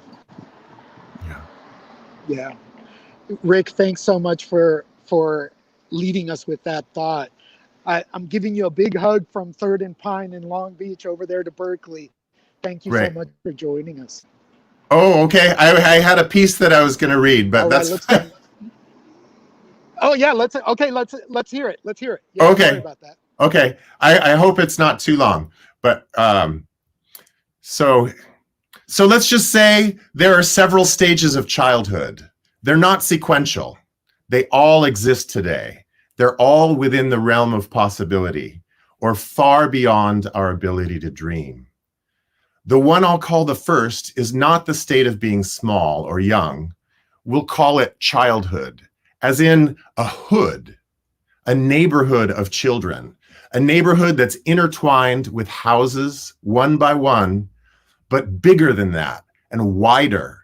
A neighborhood where you go outside and you meet your bigger and smaller friends and you engage them in the business of play and you use uncareful language, where you pick up whatever stick is there and you use it as your tool to make the world how you want it to be. And you set it back down, forgotten, to play, I'll show you mine if you show me yours behind the garage. Where you visit your parents long enough to eat and you watch them get on with their work and you go back out and you get on with the work of play, the work of the childhood, and you pretend to do what you see your parents do. A separate but equal society, asking for help from time to time, but following your hands. Not innocence, but the having yet to make the fatal mistake, but trying. And you know that there's plenty of room for that. The stage I'll call the next contains time, unlike childhood, where there is no time except to count down so your friends can hide. Punctuated by bells and interspersed with hour-long stretches of listening and trying to understand and do the thing that's expected of us, and bells, and doing it again, and counting minutes. The groups are chosen for us. We're making progress and doing the same thing at the same time. There's working toward a goal not of our choosing, and the door only opens when it's time. And waking to the alarm and counting days till summer and learning to sit and to speak guardedly at only just the right moments, lest we break the listening of the room. There are parables we're not challenged to figure out, the moral being printed in larger type. There's knowing that childhood is just beyond our reach and shorter than we want and need it to be. Another stage, do you remember when it started? Some of you will remember, a couple may not. It started when they started putting pictures of missing children on the cartons of milk. It might have started before that. Despite the evidence that crime was going down dramatically, the perception was that the neighborhood wasn't safe for childhood anymore, or safe for children. So then the noisy lamp became the playmate, and we learned to wait and see what it was showing us. Our bodies learned to finally be still. We had no agency except to change the channel. The story was not our own. The children we saw were always clean and clever and always had a perfect comeback, punctuated by laughter. They never scraped their knees. They didn't have to try to do a thing 10,000 times to get it right. They mastered it immediately. And if they made a mistake, they paid the price by the end of the hour, followed by milk and cookies.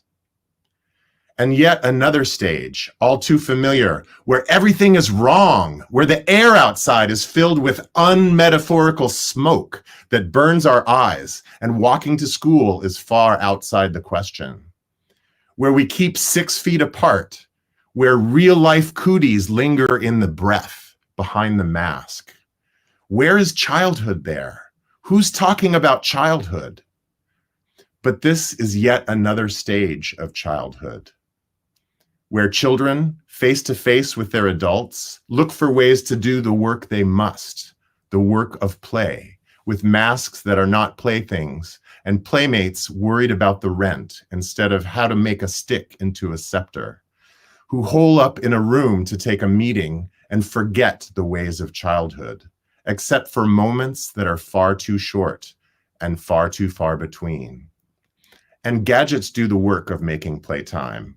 Level up and get more energy points until it's time for dinner and a movie, and bedtime, hoping tomorrow we can breathe. But childhood won't be thwarted. There aren't really stages, only something that persists, that makes the best of whatever we find around us, that does the work to reimagine childhood. And someone actually did this, someone lonely enough to look inside the noisy lamp, who longed and ached, intuited away. They manipulated wires and spoke machine language to the metal and the plastic, to make the lamp respond to our words and gestures with the face and the voice of a friend, so we can go outside from inside. Yes, and here we are. The door is open. I'm surprised when someone visits. When I talk to the little screen, it answers back. It listens to my poems and responds. It notices the thing on the wall behind my head. My work still is to keep remembering childhood and living it in all the ways I can. The neighborhood of children is always changing, and all of the stages exist together now. I can open any door and just play.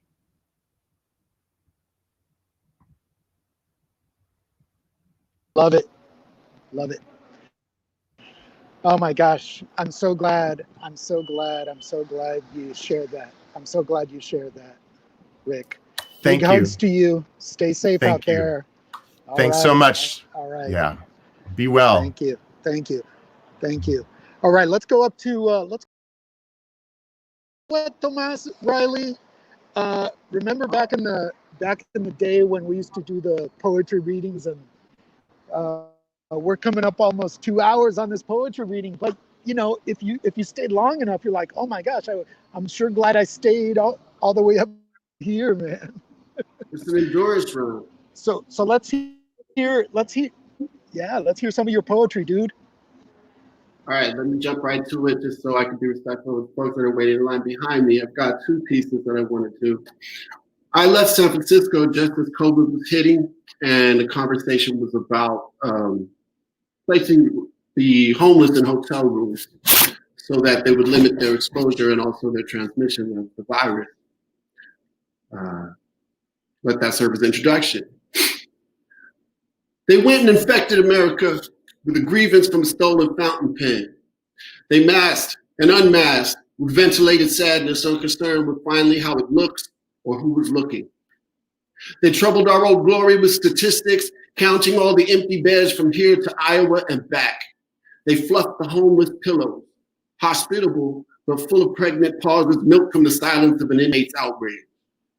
They took the innocent and kind, traded for the tough for the president's sacred ego. Only watchmen bear the crosses now or care to bear witness, even when there's nothing left to see. And then I want to do this last piece.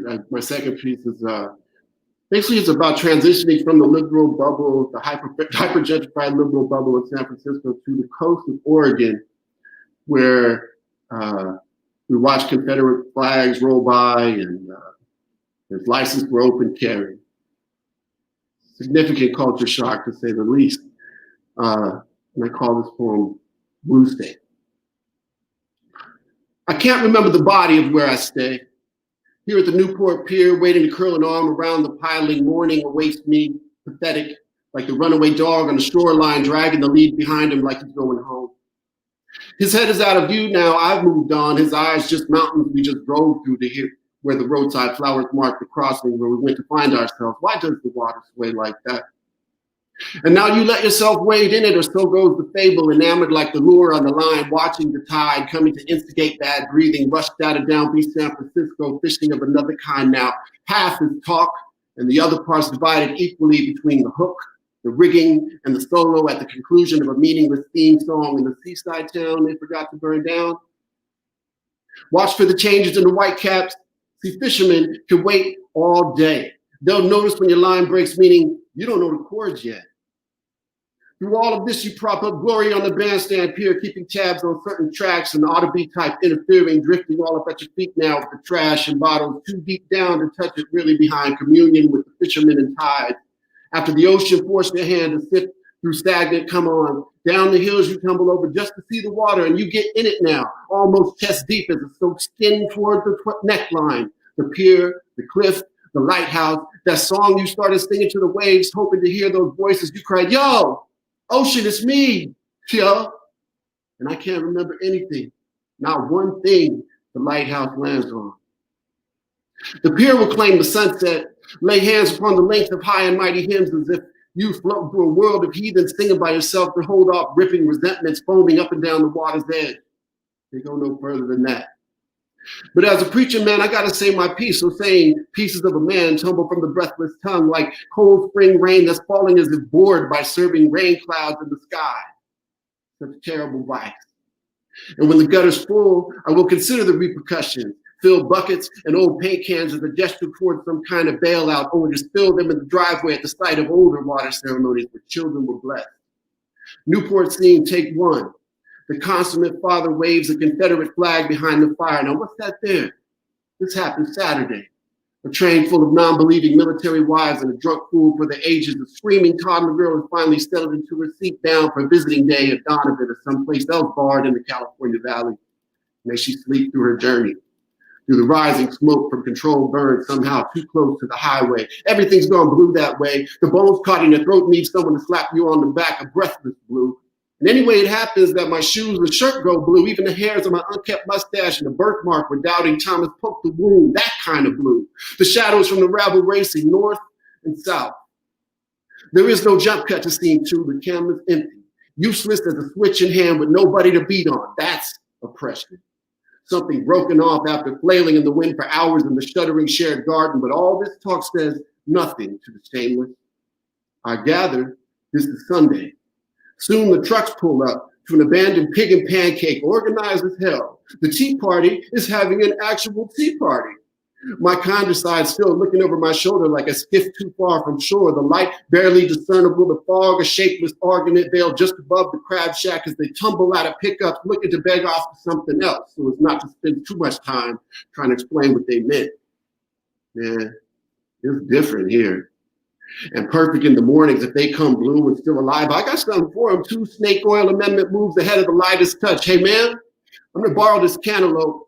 I need to practice tapping on the forehead, but I can't find the pulse, and all that silent preaching goes to waste. Point in fact, you haven't seen me angry as when the spell fell. I'm not humble or beautiful. Only a shattered soul would sit there like that with prideful questions pointing at the things most often understood. My novice phase is done with, but I don't get it. These same words summoned up the magic just the other day with the cure-all for the incomprehensible. Somebody's been fussing with my incantation. Somebody's heard the song before. The fate of false healers, carny tents, and other mobile longings for an empty truth. It's the weight of it all. The hauling up of netted kindness headed straight for the bucket. Learn to push instead of pull. A wizardry contrary to our animal wisdom. Too much to wrap your mind around while looking through a spyglass. Restitution doesn't come from false beliefs, so you keep waving your revolver, blind as anything, and back against the wall, not with fury, but unbothered by restraint, fondling the barrel. You just knew someone was watching, so you aimed to please. Sometime after that, I'm standing on a platform in Eugene, eyeing my once transformative hands and fingers, bringing flesh to bear over and over the touch of cold departure 15 hours back to where I came from. Speech is useless. Words just lie down on the tracks, but the train still leaves the station. And if you find yourself still troubled, all that kindness misconstrued and flung around like the preacher's promises, you will come to understand the blue finality of leaving. Now the flag waves in your eyes, rattlesnakes and rifles, hope and glory incidental like that pallbearer that treads on me, the beach freezing and moaning, begging at the feet of the Pacific, the end of an era. At that lighthouse, still taller than the highest thing, they watch the whales there, make sport of our sacred, make sculpture from the bones, prayers like that. tethered like the kites tourists put into the wind trying to fly, but bound by Walmart obligations. Then you realize nobody gives a damn because nobody runs the kites down here. So don't blame me for prophecy that failed you. You made your choices. We all serve one way or another. Take that cat tied to his wheelchair, rolling while your flag unfurls. He's still doing his duty. Didn't you see his cardboard sign? It's got a patent ring to it. His warlike breath gets him $1 for gas, but a smile could be a condescending thing unless it's coming from the Legionnaires. No care in the world, just an expression. Won't protect us or get us things we might could put to use. And sorry, just don't cut it against the evil that men do. That's not God and country. Any harried kneeling now just seals the deal and empties a collection plate. That's called atonement. You down to take a bullet over that one, freedom fighter? Nah. You go dressing up the stars at Newport Nazarene and dress blues like you're young again, as if to say, Grandpa Niceto got blown up on your warship over nothing. But who am I telling? What we mistook for love in you was just you passing off spare change, playing Oregon nice, and dudes sticking naked under a bathrobe out in front of Safeway probably held guns too. I'd pin a purple heart to your parade float beneath ancestral citizenship papers, hoping that would make the local news, or at the very least, YouTube. That way I could count the views and assume we'd all been seen for once. I long to preach today's combustion as you do, raise a narcissist's hand up to old money, or some mustard on my admiral's hat, the kind of thing you put on off-road tires and lift up 3 feet off the ground just to climb up in it only to come down at the unemployment office. I would tip my Second Amendment cap to gawking fishermen and passers-by, respected as you, until the day I die. Should I join the Elks Lodge? I'd be opulent and unafraid. I'd be honored for raging at the war at sea. So precious. Oh, so precious. And I want to get over like that. That's some kind of hustle.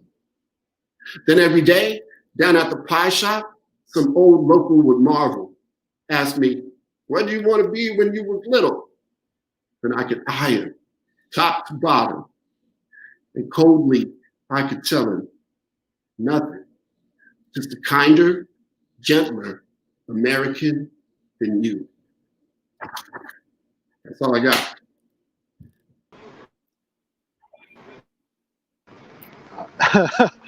All you got everything, man. You got everything. That's all. Man, I live in a town of veterans, retired veterans, and fishermen. Yeah. And I feel like an anthropologist here. There's some kind of study. Hey, big hugs to you. Thanks for sharing that. Yes. We'll see you at the next one, Tomas. I appreciate you being on. Stay safe. Program. Yeah, you too.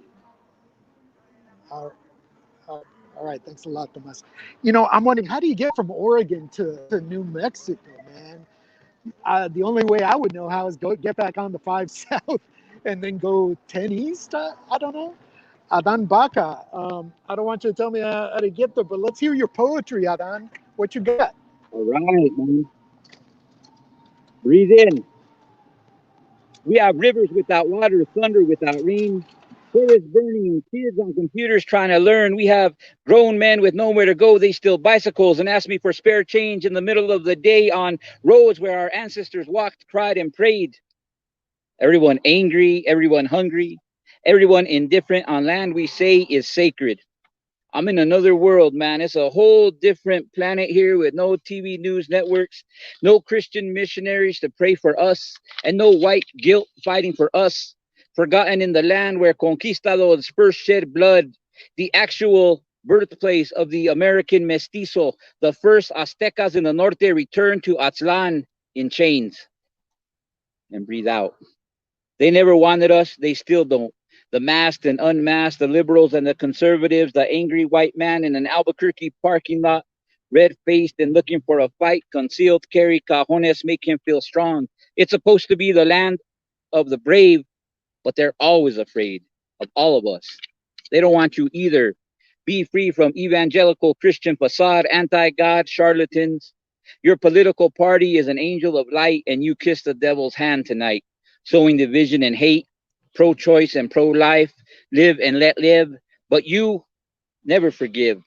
Primetime cable news and packed Sunday whorehouse, tax-exempt, vaca de oro unmasked in the light. Brown skin, Spanish surnamed, Officer, officer, officer, officer, overseer, they don't want you either. Come home and protect your gente from once. Dime con quién andas y te dije qué chingado tienes y tú quién eres. There's no white Spanish cavalry coming to save us. Stop pointing your guns at your own people. Ronald Reagan, Billy Graham, and John Wayne are gone now, and they never wanted you anyway. Wait. No need to be divided on sides not our own. We're all alone. We weren't invited, never migrated, we never arrived, and we never left. If the statues fall or stand, we're still here. And just like Custer, maybe this is their last stand, but we'll be here. We've been here before their flags and baseball games, borders, walls, and boundaries, presidents, priests, pastors, and politics. Know your history. Be more than self-indulgence, arrogance, and blind nationalism in a land occupied. And breathe out.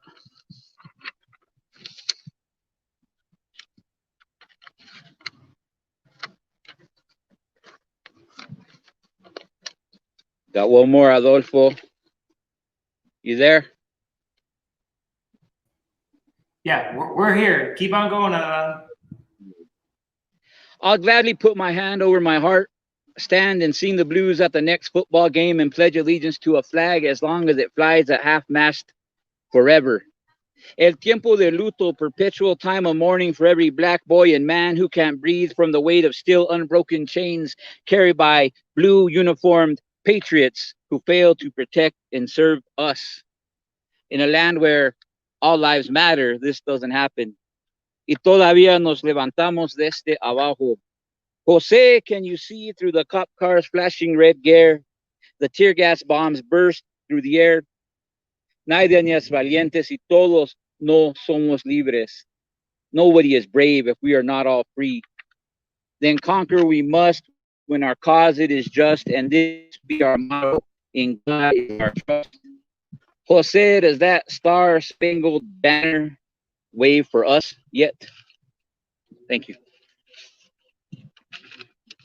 That's beautiful.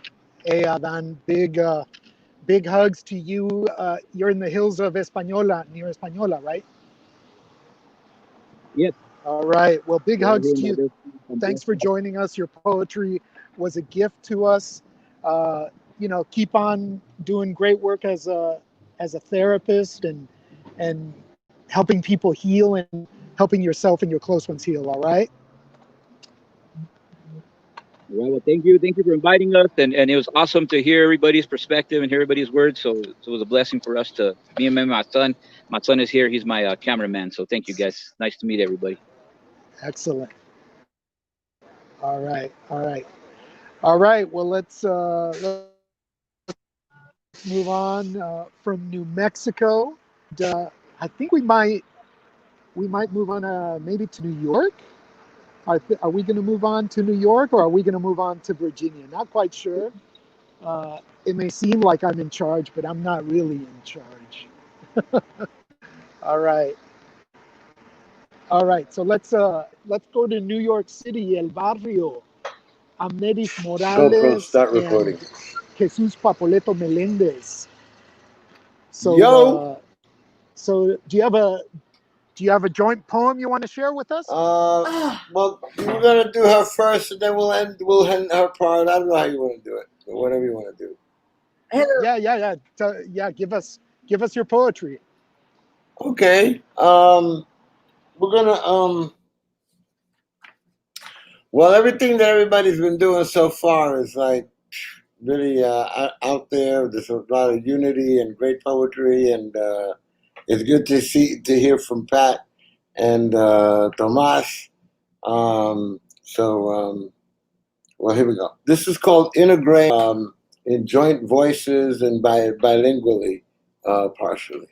Are you ready? I'm ready. Hello again, everybody. Hello again. I'm Neri Morales. Okay. Jesus Papoleto Melendez. Okay. I'll back up a little. You want to move closer to it? I'm okay here. I'm okay. Get a bigger view of you? Okay, here we go. We are star seeds. Every one of us. You and me. Y yo, y tú, y él, y ella. And them, and they, and those who know of this are truly blessed. True for all living beings. Beings living, Not humans only. but ants and trees and the open breeze. Aire, fuego, agua, tierra. All kinds of dust and dirt. Particles, a part of all. All a part of everything that is in everything. Thus, it sings. And its song is life. Y la vida es una semilla de estrellas. The dust of suns and moons.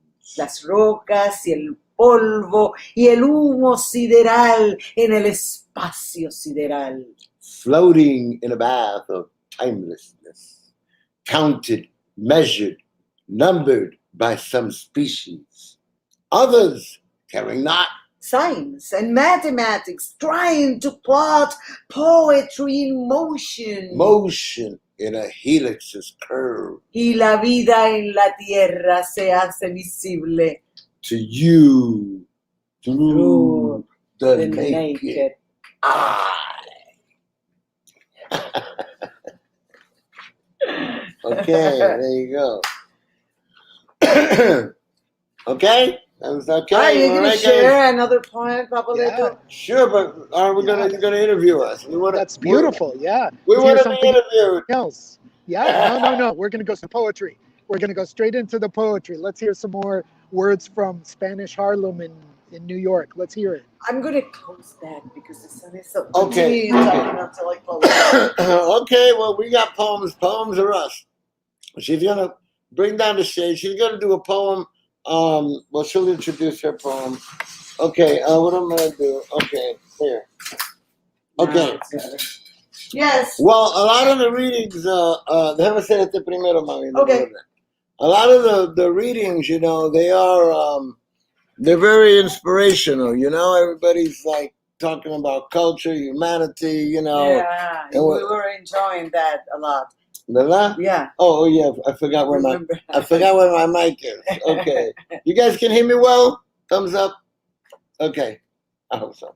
Okay. This is here it is.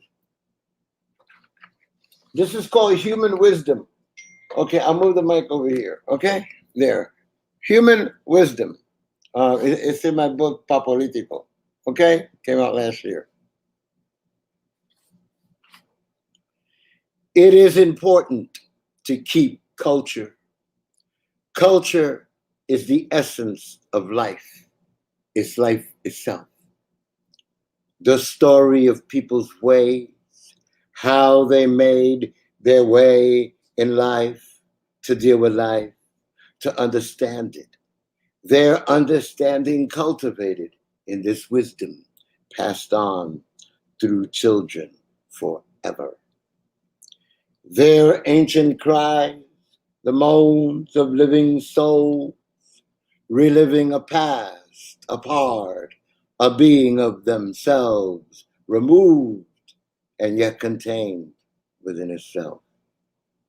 Some people lay extinct, their way unknown, the sum of their existence as erased as footsteps in the sand. Some people are as dead can be dead. Their memory, the memory of them, disappeared from memory itself. No one left of it to speak for it. Not a soul alive to weep for its dead, its sacrifice. This that dwells within the breasts of women, in the womb itself, in the water where sperm swims, innate this wisdom, like the cool and demure flower forcing its way through earth to the light of day, to see the sun, to place its blooming face before it, to be rooted in this unknown place to which we give a foreign name as meaning just the same. Wherever we are standing there, celebrating the distinctive cultures of a man which make us common men. Okay. Your philosophy today. Bravo. Thank you, Mommy. Here's Amneri Morales. What are you going to read there? Well, I'm going to share a poem by Julia de Burgos. All right. She was one, and she still is one of the most important Puerto Rican poet. And it's a poem about all the struggle that we have to suffer in this city, you know, Latin people. And it's farewell. ¿Cuándo escribió este poema? It was like 40 or 50s, and we still struggling the same problems. Farewell of My Welfare Island by Julia de Burgos. It has to come from here. Right this instant, my crying to the world. The past is only a shadow emerging from nowhere. En algún lugar, la vida fue olvidada y buscó refugio en profundidades de lágrimas y pesares over this vast empire of solitude and darkness. ¿Dónde está la voz de la libertad? Freedom to laugh, to move without the heavy phantom of despair. What is the form of beauty unshaken in its veil, simple and pure? ¿Dónde está el calor del cielo vertiendo sus sueños de amor en espíritus quebrados? Tiene que partir de aquí, en este mismo instante, mi grito al mundo. My cry that is not mine. There is no more mine, but hers and his forever. The hundreds of my silence, the phantoms of my graves. Tiene que partir de aquí. Olvidado, pero inquebrantable. Entre mis camaradas del silencio. Deep into Welfare Island. My farewell to the world. All right, mamita, gracias. Julia de Burgos. Gracias. Julia de Burgos. You know that I write sometimes, but Right. I cannot say that I am a poet. So for me, being in this event with you and all the poets that have been sharing today, it's an honor. It's really very grateful. But you know that I started my career at 5 years saying poems. That's why my connection and my love with with poetry. Right. She started Hey, her. Pablito, can you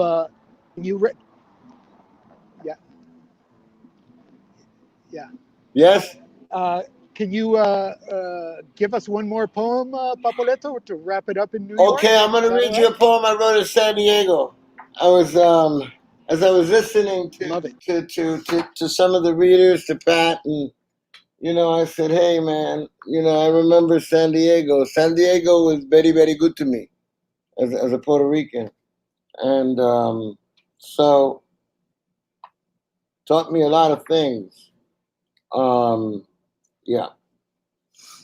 This is a poem that I wrote when I lived between San Diego and Tijuana por un ratito, and it's called Tourism Up, Dow Jones 6 Points. You know that San Diego is like a tourist town, basically. Welcome to San Diego. Now go home, say the bumper stickers. Last stop in the US of A, where the driving civilian population has the free way to run over Mexican illegal aliens on the highway. All on the run, trying to escape their native tongue to find a decent job in a land where they can't speak a word of the language the people use there to abuse them. I've seen them lying dead on the sides of the road to Mexico, the road to San Diego, wrapped in blankets of finer cloths than the rags of their own clothes. It is this way. It is this way. These unnumbered, outnumbered, outlawed hard workers become documented dead people in the morgue of a strange world truly forgotten. Yeah. Bravo! Oh yeah. Oh yeah. Oh yeah. Thank you so much, Papo. That you had to end it that way. That was a beautiful ending. Hey, big Okay. hugs to Spanish Harlem. Thank you for having us. We really for letting us into your house. Mane? Thank you for letting us into your home for a few moments. Okay, we would have been outside, but you know, this is it. We're here, man. Thank you. God bless. Thank Que todo you. mundo se cuiden. Okay. Gracias. All right, so we're wrapping it up. We're having a little bit of connectivity issues with Jose Torrestama and Heron, but do we have Benny or Jose? Benny, are you joining us? I'm right here. This is Benny right here. Oh my God. All right, Benny, let's hear some of your poetry, man. What do you have for us? I have 2 pieces, and I'll just let them fly. Yeah, let's hear it. Here we go. Our globe. The world is too hot. The mountain is too high. The president was too black. The system has not changed. The beginning is too near. The song is too loud. The voices are too low. The pain is too old. Rivers are too deep. The children grow too fast. The past is too close. The present is too far. Mouths will not open. Legs will not walk. Prisons are too full. Lungs are too shallow. Days are shorter. The truth is, arms are not wings. Heaven is too high. Trust is too meaningful. Money owns flesh. Fear fuels actions. Waking up means knowing. Knowing means seeing. The book is too long. The struggle is inside. The war is somewhere else. The beat is too fast. The hand is too close. Men are too quiet. Prayers are too selfish. Big is better. Yours is not mine. Crying is too weak. Mothers are too lonely. His is not hers. Pain is winning. Winning is controlling. What is above is now below. And I see this from a southeast window. The breaking point, that snapping sound turning booms into ticks. Metronomes. Once dime sack away from the border. This is southeast in 4/4 timing, where the ones go by in twos. Southeast is the black, barefoot, and bare-souled baby bound to a daddyless demise, heat-making daddies that leave the moment after their semen meets freedom. Southeast is the cranking current of wishes, silent wishes with kinky futures that grow concaved on scalps of infants. Southeast is the diatome, the pyramid, turn circle, the fist, the fury, the fire, the crash, the mask that unmasked mask. Southeast is the world that mamas know in white shadows, buried in the attic under the bricks and brick makers. Southeast is the scream from the gut that shake, rattle, and dice roll. Southeast is where we rock back and forth. Music makes us do this, and hunger makes us feed on whatever we can eat. So we rock some more, and some more, and some more, and heavier becomes smaller, and smaller becomes weaker, only becoming fourth when we rock some more. Back, meaning we rock back and forth. These stones are heavy and rock back and forth some more. Big animated stones, southeast stones like white girls with greasy hair with sideburns like Lincoln Park versus Skyline Park stones. And so we rock some more. So we go to the beach on Sundays and rock some more. Southeast is Brixton, Kingston, Fire, Soweto. Southeast is Haiti, Liberia, Chicago, Addis Ababa. Southeast is alive, living, and breathing. Southeast is a diatome, the pyramid turned circle, the fiery mask that unmask mask. Uno más. My little taste of Spanish there. I got one more. Where we at?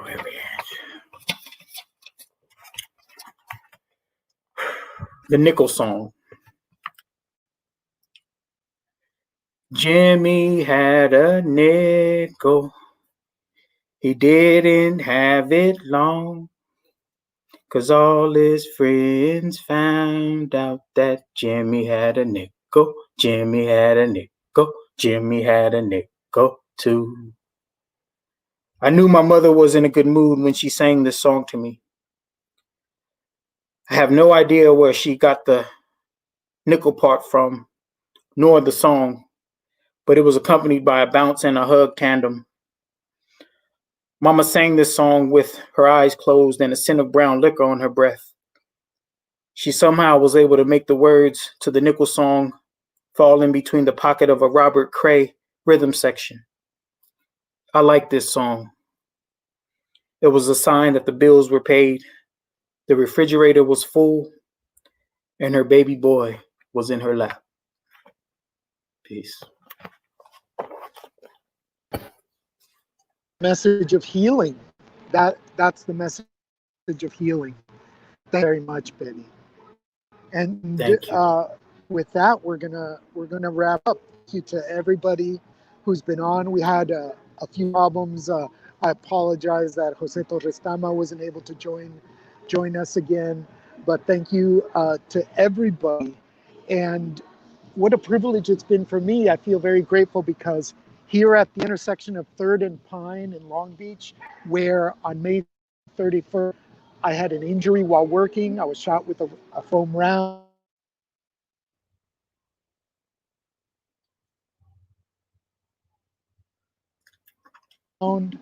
Where you all came together in New York, in New Mexico, in Virginia, in Oregon, in San Diego, in LA, in Berkeley, and you all came to this intersection of 3rd and Pine. And thank you for changing this intersection for me. What's your intersection? What's your intersection to heal? What's your intersection to heal? We are at an intersection in Long Beach. We're at an intersection in California. We're at an intersection as a country. We're at an intersection in this world.